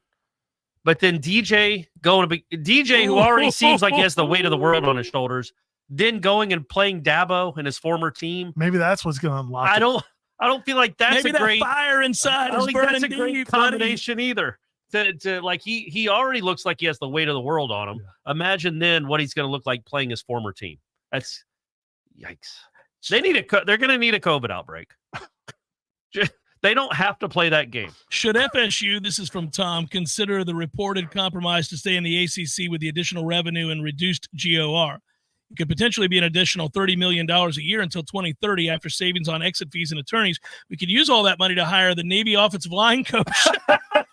Just the OC. By the way, start running Navy's offense. 9.8 yards per rush for them against Memphis. We get it. It's a different offense. It's not apples and apples, but at the same time, Memphis is making many stops against good teams. Period. It's Navy, man. Yeah. Navy should not make your offense look like that. When you turned off the commercial, did you turn off the feed? Because somebody says we're not on 93.3 right now. It's dead. Just letting you know. Sweet Jesus. Just letting you know. Maybe that's why this didn't work. Maybe weather is wreaking havoc with our systems. Yep. I hope Tom Lang's watching. Tom, save us. Tom, buddy. why aren't you here? What is happening? The YouTube and podcast feed is all we need. It's all we want, all we need. Yeah. All we got, all we need. Oh, I'm getting a message from the station manager. Oh, no, this is about something different. Okay. We will find out. Nothing bad. We will find out. But the people in the chat can still hear us. Yes, they can. Okay, that's all we care about. By the way, that was a funny question. With an absolute dominant win this past weekend versus a powerhouse program like Cal, how do we take things a step further? More RPO, more counter, or it could be holding SMU somewhere under 500 total yards. See, SMU only had 375 in that game against TCU. They had special teams touchdown, 2 interceptions, and a fumble. Two defensive touchdowns. But even still, if you remove 21 points off the board, it's still a pretty good day at the office. Right, it's still okay. It's still 45. It's still not bad. But my point being, I don't know that they're an actual juggernaut, this offense. And your defense should be able to – they're not going to shut them down, but control them a little bit. This kid's making his third start at quarterback, and he's facing what we think is now a very good defensive line. When the line of scrimmage changes everybody's offense. We see it every Saturday. We know that. We know that, if you shake up and change the line of scrimmage, it changes everything about what they're trying to do. That'll be the whole game. Because I do think if you wreak havoc on that offensive line with this kid – not many starts under his belt, I think you'll be all right. It's a big if, but I think score points. Score points. I hate to keep coming back from that. Came on back to that, but SMU does have a good defense. Yeah, no, it's a toughie. Is there any downside to starting BG or Luke so that they have live game snaps for next year? Wait until you lose 4 or 5 games to give up on DJU and then start them? Question mark. Pre-planning for games. How many register sausage do I need to eat in the first half to comatose me for the second half? I would save that for Clemson. I think it'll be an entertaining game this Saturday night. You know what I mean? You'd hope. Yeah, I would say try to be comatose for the Clemson game. Do we know when that is? That hasn't been announced yet, right? Night game. Oh, it is. So prime time for the world to watch. Oh, good. Yeah. Perfect. Yeah. Isn't that great? We love that. Well, I love it when everybody gets to zoom in and specifically watch your team like they did against Georgia Tech or Boston College. Those were great exhibitions. How great was it that TCU trolled the ACC and CW network and then lost? And then the ACC and the CW network trolled them back. Which is nice because you need to see a little bit more fight in the ACC network as well. Give me a little something to push back on that a little bit. Yeah, that was good. TCU giving up 60 plus points. No, I do think it'll be a good game this week. Unfortunately, it's a 1-point favorite in that game. No, they're 5-point dogs. No, they're a 1-point favorite, Corey. Well, they were 5.5 points yesterday when I checked. You got to do the adjusted. The opponent adjusted. I was looking at film this morning. Oh, I was talking about a real. I was talking about a real point spread that I could bet on. You're looking at Las Vegas. I'm looking at the adjusted. That's my fault. It's just a 1 point game. Oh, guys. geez, I'm putting all my money on the Noles. It should be a great game. It should be entertaining. A little toss-up action, guys. A little toss-up action. It should be entertaining at least. If Travis Hunter kept his commit with FSU, how many screens do you think DJ would have thrown over his head this season? That's pretty good. That's pretty good. One thing that concerns me about this game, their tight ends concerns you a little bit. We're not good at covering them. Florida State's tight end coverage hasn't been spectacular. Yeah, you can't be good at everything. Mickey wasn't great at covering the tight ends either. Never. It drove me nuts. I used to talk about it all the time. Greg Olson is still catching. And every other Miami, Bubba Frank, Heath Miller, was it Heath Miller from Virginia? Oh, that was Virginia. Holy cow! My word. 11 for like 170. Probably still talking about it at a bar somewhere near you. He's got to have his whole living room is just the stat line from that game or pictures from him that game. That was nuts. Yeah. And you know what? The Noles won that game. Wyatt Sexton. Just throwing that out. That was Mickey's philosophy. Yep. I'll let you throw to the tight end 25 times. Yeah. Even if he has 200 yards. I'm going to take away the run. Right. And I don't believe your receivers can beat our corners. Fellas, can you explain Norvell's obsession with immobile transfer quarterbacks? First, it was Mackenzie Milton. Now DJ. What's next? The Stanford tree? See, and that's the thing. The frustrating thing with DJ is we talked about it. I mean, I think he thought he was going to be a mobile quarterback. Well, that there was going to be some mobility that he could use. Mobile to make up a word. And for whatever reason, like you said before, maybe so last year, I looked it up. He ran for 300 yards last year at Oregon State. Now, when you take the sack yardage into account, it was about 218 or something. But he ran for 300 yards and 6 touchdowns. The year before at Clemson, he ran for 500 yards. Both of those numbers are more than Jordan Travis ran for those 2 years. So you thought you were getting something that you clearly hadn't got. Now, we know DJ is not No, he wasn't twitchy. Gonna be, It's not twitchy. He wasn't going to run away from everybody. But he was a productive The runner. idea was that when you're in 3rd and 4, big man can get those yards. He's going to help you get those yards, but that's out of the equation. He is not clearly that guy that could even run for 30 yards a game. Which is why those of us advocating for a change are really looking at that change. You got to have a guy that can be a threat to keep. And I don't think teams. I watch teams now. They don't. Go ahead, buddy. Go ahead and run. You're not going to get there. And it could be 3 yards. You're like, go ahead. We're not worried about it. We're going to make sure the running back doesn't hurt us. We're going to make sure. Yeah. And the first guy never gets him down, but he doesn't ever break through him. So then the 4th and 5th and 9th guys they just all rally up and pile up on him. Yeah, it hurts. Chris has a long question, but he does say, yay, register sausage to start it. There we go. So there we go. I'll just read that. Next question. But this isn't bad, and it's well-reasoned and typed out. I know Jeff has said there's no way. Typed out. That's good. He didn't write it. He didn't write it. It wasn't longhand. Okay. I wasn't reading cursive. I can get through this. Yeah, okay, good. I know Jeff has said there's no way that DJ is staying in these games because of an NIL contract agreement and playing time that was assured. But you'd be surprised if it's been heard from people, but would you be surprised if it was heard from people in the program that there was a wink, nod between Mike and a high-priced donor, let's say? It would make too much sense not to believe, in my opinion. Norvell looks so stressed on the field right now, not willing to make that one big change that everyone else seems to see can be beneficial and have someone mobile back there to help out. A good friend of mine sat next to Norvell at a local restaurant, blah, blah, blah, blah, blah, blah. I don't care about that. Looks like a shell of a man that he used to be right now. Well, losing will do that, Chris. I'm just going to interject that. He's been so highly positive, driven up until now, even through hard times. Anyways, that's my take on things I've heard. Love you guys. Listen every day. Go Noles. We would never know if there was a wink, nod, but I don't think so. I'm at the point now where if you want to believe that, believe that. I think it's nonsense. I do too. I don't think any coach is signing any deal with any player. I don't think you give the number one player in the country. I don't think any coach is signing an agreement that you're going to get to play no matter what. Well, I know it's not written. Why would you do way. that? Yeah, no, I'm saying. Was DJ going to go somewhere else? Yeah, is he going to go to the Rams? That's what I'm saying. But if people are convinced of it, have at it. Do you think it's more likely that he has? You can't win this argument. No. There's no way. Do you think it's more likely that he has blackmail on Norvell? Yes. Absolutely. That's more likely. It is more likely than there being something in the contract that DJ has to play, because what does DJ care as long as he's getting the money? First of all, let me just clarify something. It would not be in the contract. No NIL deal is written up that way. It's not allowed to be in the contract. So let's just get that out of the way. what they're alleging is a wink, not. But even that, why would you do that? All right, we're on the same page. Okay. I think it's preposterous. That's why they began the question. I know Jeff has said this is not the case. And I'm not trying to rip Chris or anybody else who thinks that. I understand because they're in the same boat you guys are. You can't fathom why in the world this guy is still playing. Who is the big money booster? Dabo? Like, who would want DJ to still be the quarterback at this point? Like, Mike, I gave you that money. Don't waste my money. This is the guy. It's like, what?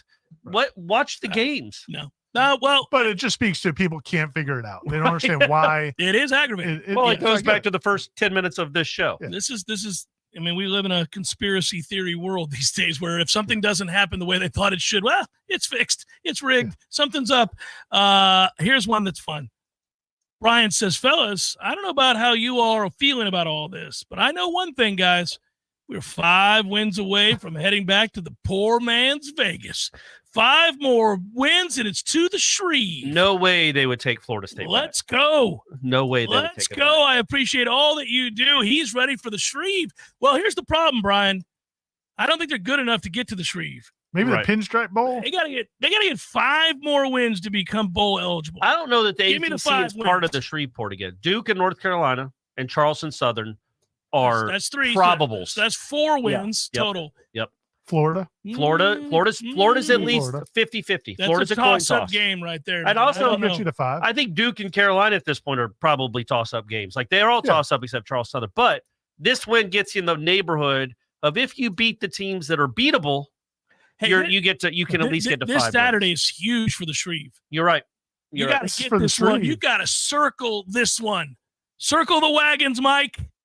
You got to beat SMU because you're going to get the brake speed off you by Clemson the following week. We already know that. Miami's out there lurking. Oh, buddy. If I were Miami, like if I reverse this, if I were Miami, the way that I've been owned, the way that we've done nothing for almost 2.5 decades, been awful, an embarrassment to the never having won the conference. Well, embarrassment to the country. An embarrassment to people. Yes. And that's what they've race. been. Yeah. The human race. Yeah, the human race. Yeah. So I would try to score 100 on Florida State. I'd try to score 100 if I could. Because then you're trying to cement recruiting as well. So I hope whatever we got to do, whatever little, adjustments we make along the way here in the next few weeks, they get done starting this Saturday. Christian in the chat said that they're an FSU student and classes are canceled for the rest of this week because of the storm, which is true. Alexa, my daughter, told me the same thing. That is correct. What does that mean for football practice? Man, they're practicing football. They so the plan. Well, so all the students, y'all need to go to Dallas. Get on the road and get to Dallas and make it a neutral atmosphere. It'll be a bowl. Yeah, see if you can get in the game. See if you can play. You can throw. FSU for road games, they go Friday morning for road games on Saturday. Going to be leaving early this plan. Week? If the storm looks imminent, I think they're considering other options, which maybe could mean leaving Thursday. Why not fly out Saturday afternoon? That's an option. Because if you land 2.5 hours before the game at DFW, is that the name of the airport there? Mm-hmm. And you just buzz to the game, there's no expectations. You're like, what are we doing? We're going to get our heads kicked in. And you just go out there and have fun and relax. Isn't this fun? We just took a flight. We got on a bus. Now we're playing a football game. This is interesting. You see it all the time, guys. You see it all the time. And you got nothing to lose. You feel like your back's up against the wall anyway because you're not in a position to win anyway. So you just go out there and have fun. Wringing the hands. You're walking out of the bed. How are we going to win? We had to fly today. And then you go out there and put up 50. I'll tell you that I probably had more tall, cold beers at the old Dallas-Fort Worth airport than I've had tall, cold beers anywhere else. Any other airport? Maybe Atlanta. Atlanta's pretty high up there.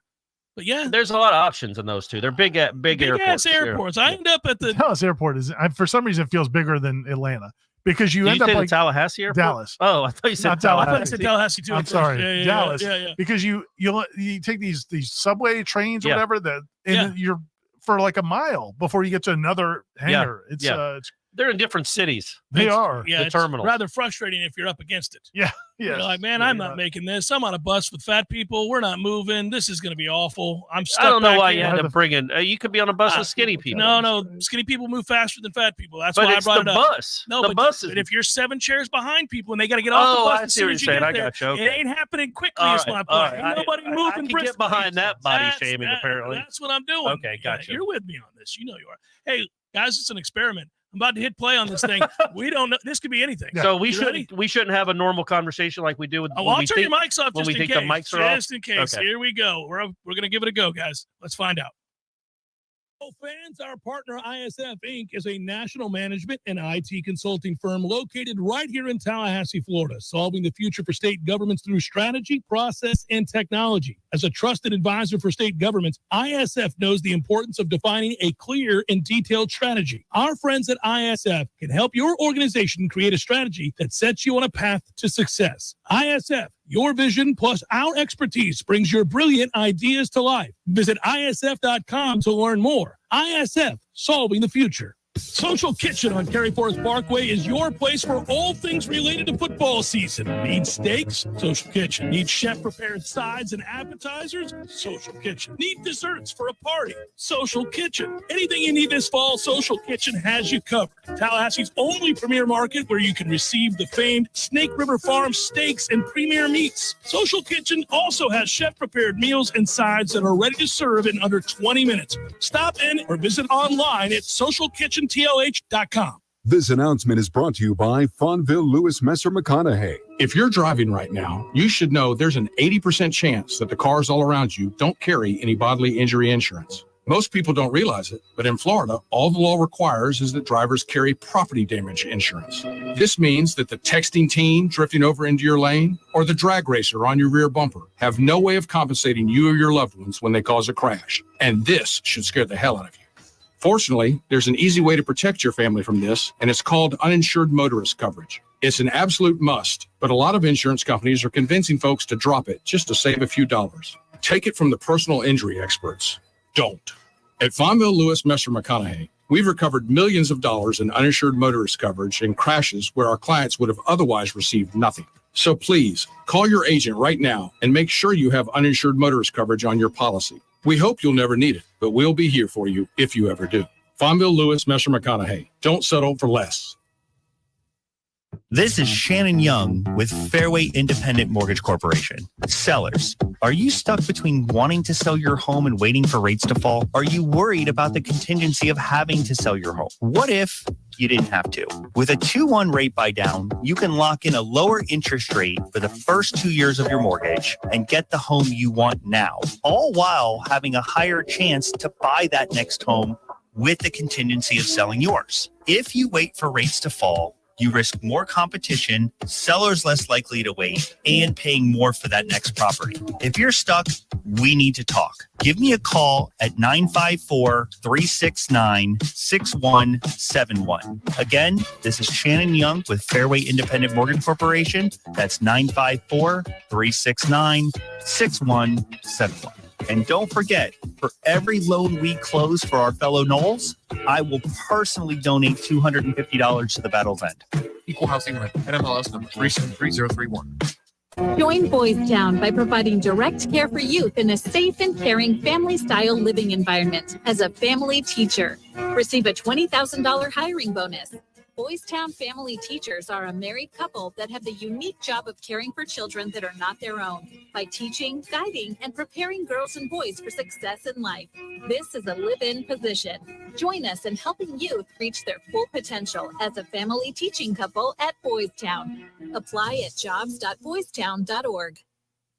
Life is stressful. Dinner shouldn't be. That motto is why Register Sausage has been doing business in the Florida Panhandle and Lower Alabama for over 75 years. A proud sponsor of Seminole Headlines, Register Sausage always provides the best Southern smoked sausage to over 140 grocery stores and restaurants throughout the Southeast. Headliners have discovered the Register's difference. You can too. To find a store that carries Registers near you or to buy directly, head to registermeats.com. That's registermeats.com. Register Sausage. Yay, sausage!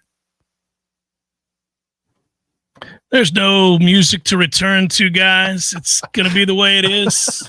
There's just none of that. It's just forlorn. I have figured it out. We're just ready to roll right back into these things.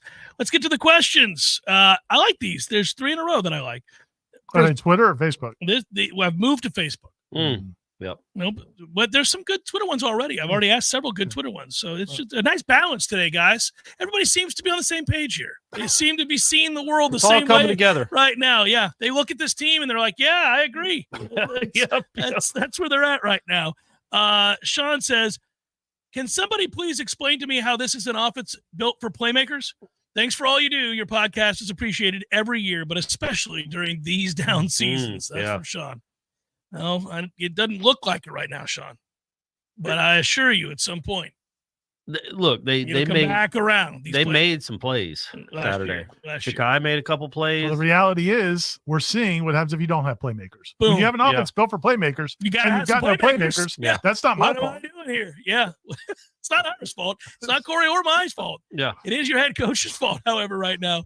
Robert says, I know Mike's not dumb. He's a smart football coach, but how does he keep going back to DJ? He must believe, he's making your point, Ira, he must believe Brock gives them zero shots to win a game. Oh, sorry, Corey's point. No, but Ira thinks my point is that Brock can't play. Ira's point is that Norvell doesn't believe he gives him any chance to win the game. Or a better chance to win the game, Right. yeah. So I'm going to read the rest of it just because maybe it falls in between. He must believe Brock gives them zero shot to win and is definitely not ready. In my opinion, Brock will transfer if he doesn't get into a game this year. Well, I don't care if he does or he doesn't. I don't look at it that way. Well, I mean, seriously, I don't. But, yeah, probably. I would think if I was sitting behind this and I didn't get in the game, it might behoove me to go somewhere else. It's going to be – so, look, let's just say, for argument's sake, that Norvell doesn't believe Brock Glenn is the answer, and he's going to not know if Kromenhoek is the answer.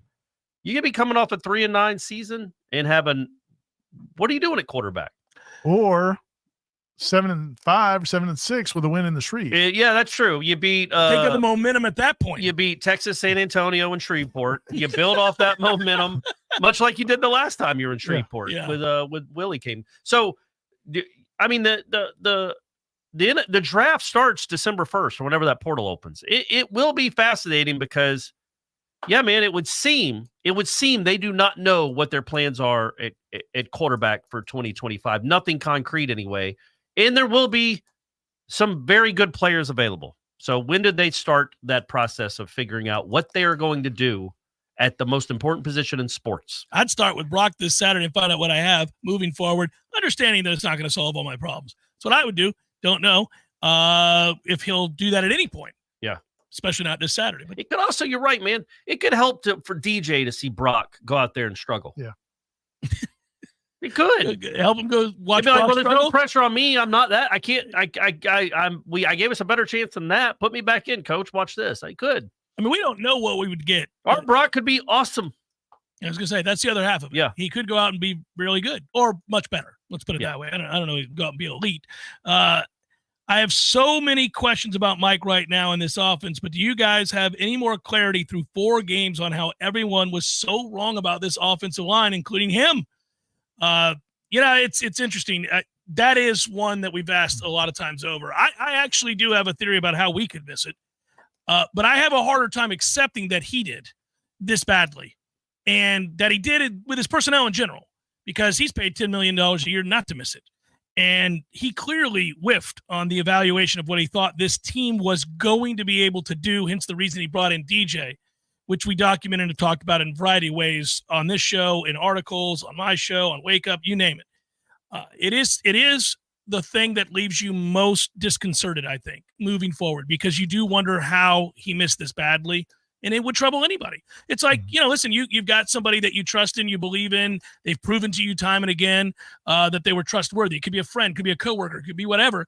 And they get something so wrong and it has a devastating effect, let's say, on your workplace or in your family or whatever it might be. It's not that you would never trust them again, but you're going to be suspect moving forward. The next big decision that has to be made, you're going to be worried about their ability to get it right. And I get it. I kind of think that's where the fans are like, hey, man, what happened? How did we get to this place? So I don't, but we can't answer that question, Logan. I mean, everybody has these questions. Everybody's worried about it. Yeah, but it was a miscalculation for sure. It would appear. Jury's still out. We're still in September, but it doesn't look like the offensive line is going to be all that good. Fellas, right? Mike writes, fellas, what is our record if Tate Rodemaker started this year? Guys, Ira, what's Southern Miss's record? Not great. He wasn't good the other day. No, I know that. No. I don't know. I don't know how to answer that one. I don't think it's good. I'll tell you this. I don't think it's good. He's not tearing it up at Southern Miss. No. So. And I would say this is not a shot at him or anybody else. I don't think he would be kicking ass here right now. I don't think it would make an appreciable difference right now. I think the only thing that could help this offense right now, like we've been talking about, is prayer. Somebody more athletic. Oh, somebody more dynamic as a runner. Yeah. Austin says 70 reference for Ira. 70s reference for Ira. Nice. Could Dan Fouts throw it 3 times in the same amount of time as it takes DJ? He had a quick release. Fouts did. Yeah, so did Dan Marino. Yeah, Dan Marino. The Dans could get it out of their hands, buddy. They were moving the football with the quickness. Just a little flickety-do. Yeah. And it was It was on a rope too. Those Chargers-Dolphins games back in the day. Weren't those were fun. wars. Yeah, Those it's were an early 80s reference, Yeah. though, I dare say. Yeah, Not a 70s reference. That's an early 80s reference. Well, the old Air Coryell offenses out there in San Diego lighting it up. That was a fun game. I remember watching that The football game, Soldier's the Kellen Winslow game. And then you find out that he's a piece of garbage and so was his son. And you could have never known at You the couldn't time. have known 40 years You ago. would never have known. They're both garbage people. Couldn't have known. All right, Jason writes, you've seen Purdy, Duffy, Glenn, Kromenhoek at practice. How do they stack up against one another? Well, I think Ira and I would tell you that we're both very excited about Kromenhoek. Yeah, but knowing that they have it's whiffed early on. for, Yeah, it's really early for him. So, again, they're all at such different stages of their career. DJ brought in a guy who played in 3 different offenses. You thought they asked about the AJ. They're asking about the Florida AJ. State recruits. Oh, man. So AJ Purdy? He said, you guys have seen Purdy, AJ Duffy, Glenn, and now Kromenhoek practice. Don't forget Tate. We saw Tate too. Yeah. Tate's the best of the bunch in practice. Yeah, he threw a beautiful football. Probably still does. Yeah, he did. He threw a beautiful ball. Yeah, and he was the best you even saw some of that. I mean, think about the Louisville win. Some of those throws in the second half, they're gorgeous throws. He had that in him. It just was inconsistent, which is what we're constantly talking about these days. So Chubba, I'm going to go through them real quick in my mind, running through it. So Chubba, I never felt great about Chubba at practice. No, it didn't seem like it did. AJ, I thought showed some signs early, and then I think once he got buried, when he knew he was buried on the depth chart behind Jordan, I just don't think we're so far 2 for 2.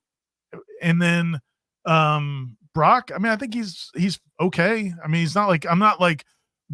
I've never been like blown away by Brock at practice, but I'm also not like, oh, this guy's terrible. When the mics were off, you told me he was Lamar Jackson. Yeah, you're right. I just changed my tune. What are you doing now? The mics are on. You're not singing his praises. And then Luke, I think Luke's got the most arm talent of any of those guys I've seen, but it's obvious when you watch, he's not. It's not like the offense operates cleanly when he's in there. So I think he needs more time. But he also last week especially, he had a couple of throws where you're like, ugh. Like just like ducks right into the ground. But I think it's. But that's what when people asked me that Friday at the meet and greet, I said, "What's Luke look like?" And I'm like, "Look, this isn't being sarcastic. There's more to. There's so much more to playing quarterback than how you throw the ball.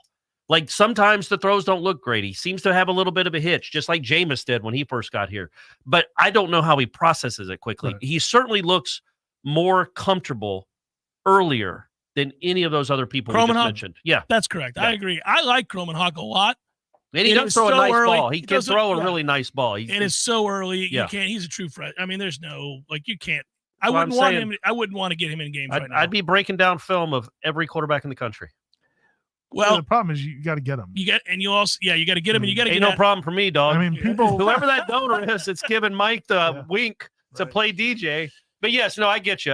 You got to go get him. But it's like, and you want Kromenhoek to be the guy. I think you want him to be the guy. And if you just dismiss DJ and move on to the young guys and act like DJ can't, I don't know how thrilled other guys are going to be like, hey, let me go there with my 1 year of college left, and they may bench me after 3 or 4 weeks, and then there are ramifications for sucking. And if you bring in a guy like DJ and move off of him, like Ira saying, and then go 3-9. How many people are like, yeah, it's not a great selling point to the guy that play for that team. The guy could go to 20 other schools. Right. Yeah, if you can salvage it with DJ, and if you can turn this around, I mean, he's got to believe that there's a path to that. To me, that's why he keeps playing him. Yeah, we'll see. Tony writes, "Good afternoon, gentlemen. Hope you guys can stay safe from the storm." Me too. Thanks. Thank you, man. As most questions will be here. How is it Norvell can continue to okay, so I almost want to stop asking questions. This is what we're going to get. Just find another question that's not about the quarterback. There's 19 straight questions about you're allowed the quarterback. To read ahead. That's Facebook. No, I'm on Twitter right now. That was from Tony. The question before that, Jason's question was about Purdy, Duffy, Glenn, and Kromenhoek. We never answered Stephanie's question from last week. What was that? WTF. Oh. We didn't. Steve wants to know. Here's one from Twitter, Ira. As connoisseurs of current events and the authority of modern pop culture, would you please detail the origin of the defensive back celebration that is sweeping the nation? Is it a gun or a T-shirt cannon that players are flashing metaphorically holstered in their waistband? Clearly a T-shirt cannon. So that is a Twitter question. Okay, there you go. I found another one. Clearly a T-shirt cannon. I thought are they not doing the seatbelt anymore? They are. Okay. I'm seeing what plenty did of Quindarius seatbelts. do? What did It looks a little Quindarius do? seatbelty. Okay, he wasn't shooting up. I thought that looked really I thought he was seatbelty. putting a seatbelt down. Or holstering a sword. Well, that could be it too. A Like samurai? he's a big samurai He's a fan. samurai. I like it. I like where your head's at. Yeah. The samurai is sweeping the nation. Yeah, and they go way high to holster it. That's a big sword. A big Pulp Fiction fan. What are you going to do? Probably. Yeah. Great Kill scene. Bill. Yeah. I still laugh thinking about the idea of him writing that scene out. In Pulp Fiction. Yeah. I'm going to write this scene and people aren't going to think I'm crazy. And also, like, which weapon am I going to use to kill these hillbillies? Yeah. The chainsaw? Yeah. The sword, a gun, a hammer, and then he goes with the sword. Okay, so Mark is on point. Spoiler here with alert, the same folks, if you question. haven't seen Pulp Yeah, Fiction, he goes with the sword. Bruce Willis kills a guy with a sword. And also, in The Sixth Sense, he's dead the whole time. Yeah, there you go. Mark writes, do you think Brock not getting any playing time is a sign that Coach Mike Norvell will go back to the portal for a quarterback this season? That's a fair question. It's not knocking. So what do you think? Think you will? Ira's texting someone. I was looking through Twitter. I think, to see if for there's any questions. I just rounded off 5 straight from Twitter. Let's go. I appreciate it. I think it's too early to know. I think it's too early to know. It is. I do think they'll definitely look into the portal. They've got to know by Thanksgiving if Kromenhoek is the guy. How do you know? How will they know that? Does he believe enough in his abilities now after this debacle to think he can tell whether Kromenhoek can lead this? That he can assess it well enough to know that Kromenhoek can play at a high level for him or just for anyone? But because that's going to be the question: is Kromenhoek the guy in 2025, or do you got to go get someone? This is a fun one. Travis writes, if given equal time to prepare, spring game, same number of reps in the fall, etc., which quarterback do you think would give FSU the best chance to win this season? Wyatt Sexton, J.J. Costantino, Alex Hornibrook, DJU, or Jameis throwing left-handed? Jameis is still tough. Like, he's still got the toughness. Well, and he also had the mental acuity. Yeah. He would know what he's looking at. I'm going to think he's the kind of athlete that, given a full camp, would learn how to throw left-handed. I think Sexton had some nice games here. Well, the Virginia game. But then he's behind this line. Yeah, so, he couldn't move. What about JJ? No, we're going to go left-handed Winston there. I guess. Alex Hornibrook. What about the horn dog? You love the horn dog. Hornswoggle. He would have a better offensive line now than he had when he was here. That's true. He'd be like, look at all this time I got. Yeah. He's salivating to play behind this line. Yeah, that's a toughie. And that throw that he did DJ miss Benson on, that would have been the 80-yard touchdown. Where does Hornibrook's throw land there? Does he have to come back and catch it like a punt? We're running a different offense, Corey. We're running a different offense in that moment. I think Hornswoggle has to throw it as soon as he catches the snap to get it where Malik can go. It does hurt that when I watch sorry-ass Florida play, I think, boy, Graham Mertz would be really good. Mertz would be good here. He'd be really good in this offense He's right not about bad. now. Yeah, he would. Well, I mean, he's what he is, right? I mean, it would work in this offense, I think. The answer is Jameis left-handed. I think ultimately I'm going Jameis left-handed. Special player, special talent. No shame to those other guys. Also, he was a switch hitter in baseball. Yeah. So I feel like he could probably teach himself to throw 20-yard outs. And again, he sees it, pre-snap, he'd be good to go. He'd get it out of there. Seminole Headlines, 93.3 Real Talk Radio, Warchant TV continues in a moment. Our local news now. Hey, headliners, it's time to talk Shopify. As you remember, a couple years ago, we decided to create and sell Headlines merch for the best podcast listeners in the world. That's you. But I had no idea where to get started. Now I'm selling Yay Sausage shirts, and it's so easy, all because I use Shopify. Shopify is the global commerce platform that helps you sell at every stage of your business. Whether you're a startup working out of your man cave or IPO ready, Shopify is the only tool you need to grow your business without the struggle. Shopify puts you in control of every sales channel. You could be selling Don Julio socks from Shopify's in-person point-of-sale system, or offering headline shirts from Shopify's all-in-one e-commerce platform. Whatever you need, you're covered. What I love about Shopify is how no matter how big you want to grow, Shopify gives you everything you need to take control and take your business to the next level. Because businesses that grow, grow with Shopify. Sign up today for a $1 per month trial period at shopify.com/warchant, all lowercase. Go to shopify.com/warchant, all lowercase, now to grow your business, no matter what stage you're in. That's shopify.com/warchant.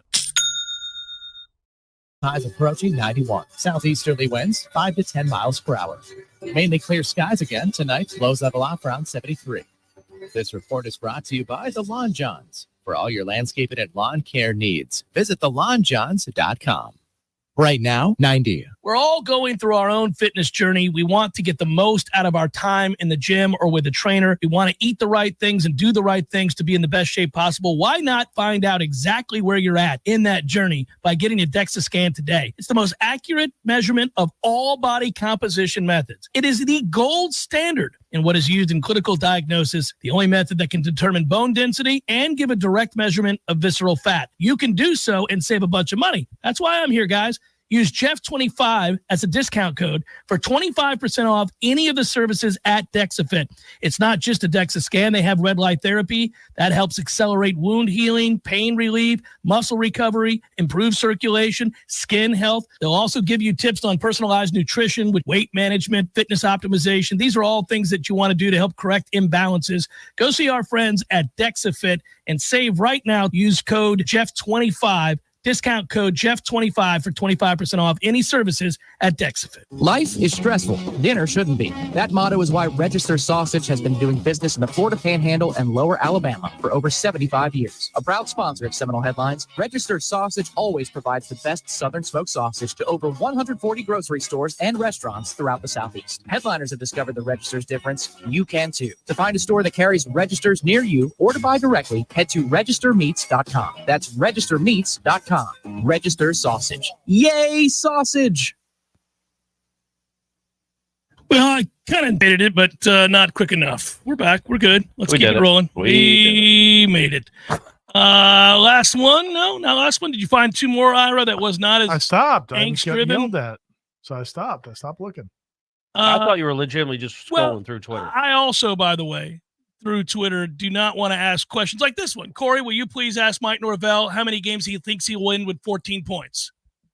You see, like what? I'm avoiding that too, Ira. That's the kind of question I'm just going to avoid. I think he can win 1 out of every 4. Well, he didn't want you to answer that. He wants you to ask Mike how many he thinks you can. He wants you to start a fight. Yeah. Well, wouldn't Norvell say, well, I just won one. So yeah, how many more do you think you can win doing that is the question. Points. Yeah. When FSU wins by 3 scores on Saturday, how quickly will this fan base shift and start talking about an ACC championship again? And then Walter goes on to say, support the team and stop your whining. Hey, Walter, you know we play Clemson after we play SMU. Yeah.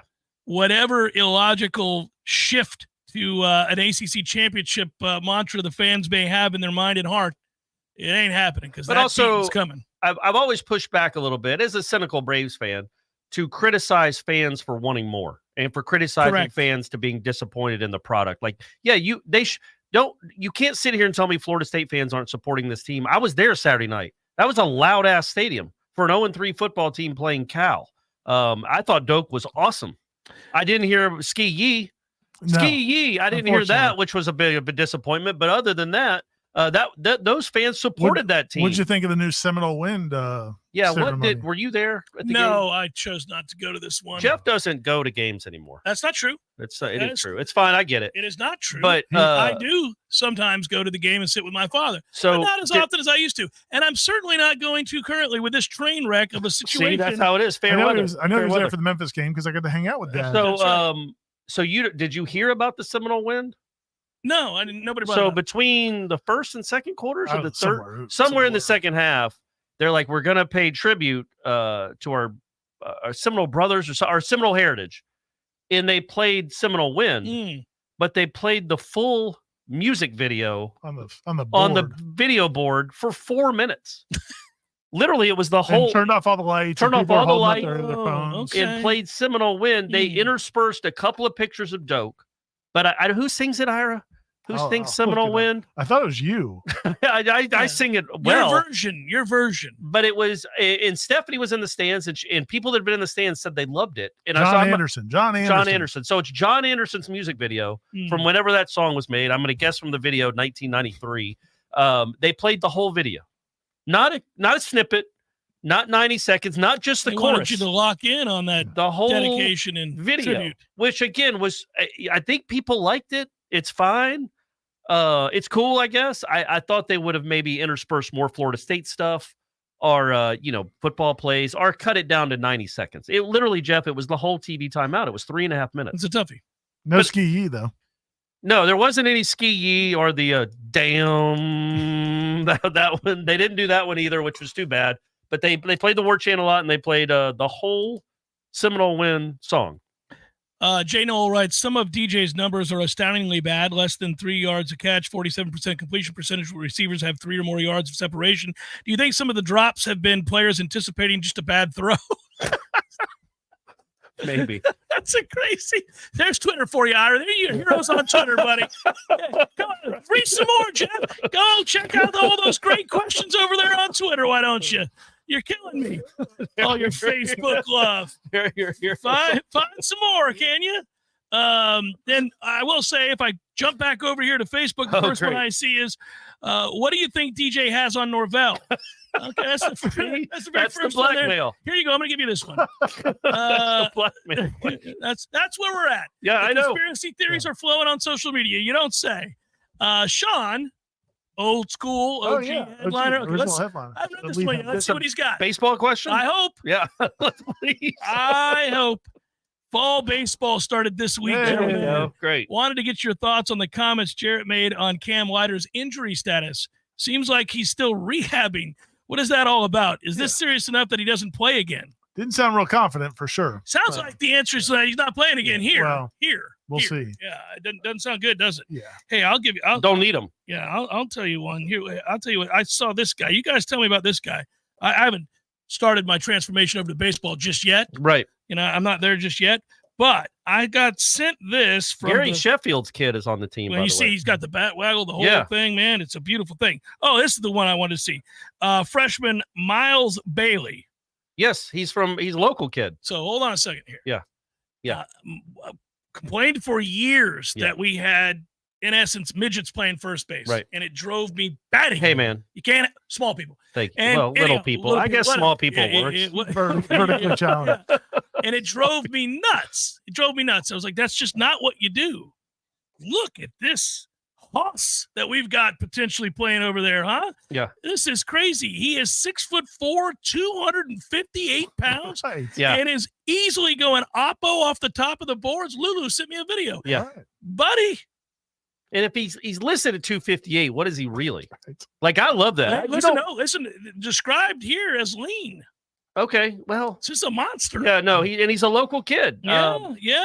He's actually Stephanie's best friend. He's neighbors with her, and so I've heard about this kid since he was like 11 or 12 years old. But he's a big time bat, big time power bat. We got a JUCO transfer, Bladen Plain, 6'5", 220. We're putting some monsters on the field this year, Ira.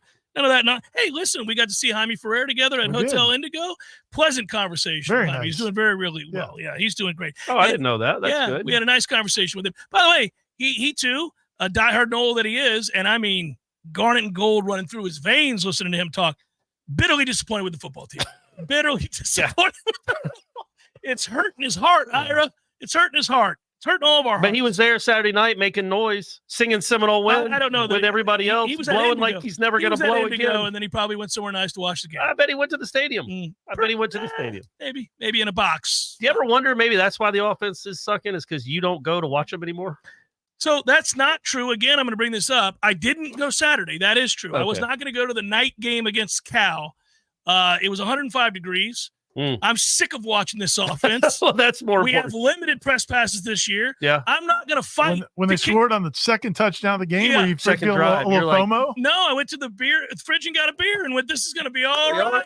He's going to roll over this team. 40 points here tonight, babe. Get ready to have And then some literally- victory sausage.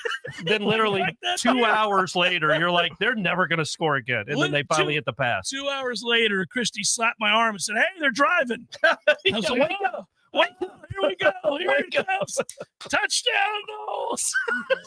By the way, that's what maddens you a little bit, is that could not be a more perfect throw. Oh, it's awesome. That is a That's small been in there window before, though. but that is a perfect throw. I agree. And he made a throw today in practice which to I can't remember who caught it. It's a great catch by the kid, but it's a great throw, and you're like, come on. Oh, it's Portier. It's like that all that stuff is in there occasionally. That's what Norvell sees. Well, he does. He keeps them coming back for more. Yeah. Hey, can't quit him. Good. I will say, well done, Ja'Kai. He played really well in this game and made plays. Still not big on the blocking. I'm not a huge proponent of having your best receiver be 5'8", but hey, man. Well, also put him in a blocking position. Maybe throw the ball to him. Don't ask him to block. Well, it was like 2 weeks ago as we're sitting there watching. Listen, man, Jalen Brown having to block.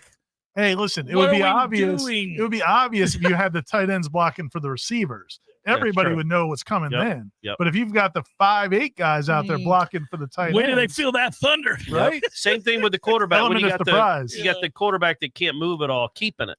Yes, they're not expecting that. They're not. Yeah, they're not expecting that. So they just fly by them, and then oh crap, he's got the ball. A yard later, he's down. But still, series of questions that are less biting. Okay, good. And I'll just put it this way.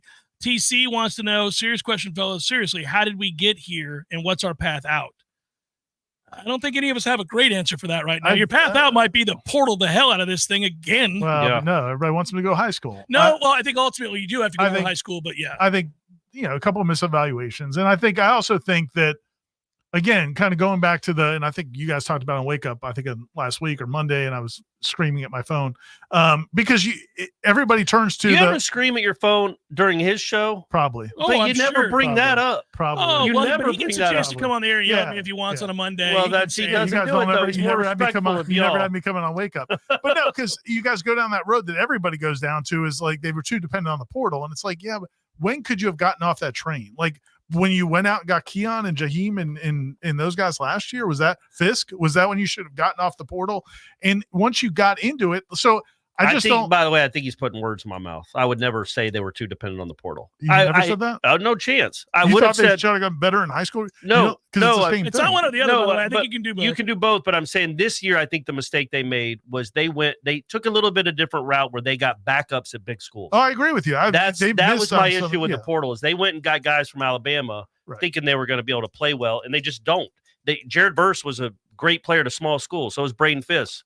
Go get starters from these places, guys that have played. That was my complaint with the portal. No, but even the other part of people are like, well, they didn't, they haven't recruited well at the high school level. And again, man, the first 2 or 3 years they were screwed. Yeah. And then they got heavy in the portal because it was their only chance. And then they were, recruiting, some good players. I like a lot of the young players in this team. I like a lot of the young defensive players. I like a lot of the young offensive players.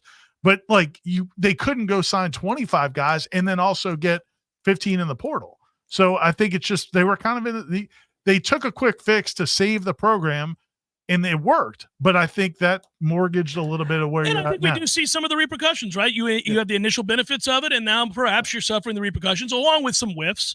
And I do think it's right to say that, your point's a valid one, Ira. I totally agree with you there. I also think that it's right to say that you finished 13-0. You should do better than 12th in the country in high school recruiting. You should do better than that. I mean, there's no doubt. You won 19 games in a row. Your staff should be doing better than that. And it's frustrating in certain areas more than others. But now when it all unravels, of course, everything's fair game and everybody comes hot and heavy, angry about everything. And Jeff doesn't even go watch anymore. No. Well, again, a lot of factors. I'll go sit next week, next home game. You going to Clemson? I'll go ahead and sit. You go take my seat at the house. No. Or wherever you want to go. No, we only get the 2 passes. So we got what 4. No, not for Clemson. No, we don't get 4 but for the big. Go sit with your dad. I wish I could go to a game with my dad. I have. You have a dad here. I wish I could go to. Yeah, can I sit by your dad? See, you pissed me off, and we're up against it. I can't even respond to this. I bring him to town every week for you guys. I want to go sit. I want to go sit next to his dad. I'm going to sit to Mr. Cameron. There you go. Say goodbye, everybody. Peace out. Stay safe. Hey, Stay go safe. Noles. And yes, stay safe. Stay safe. All right. Be good, everybody. Peace.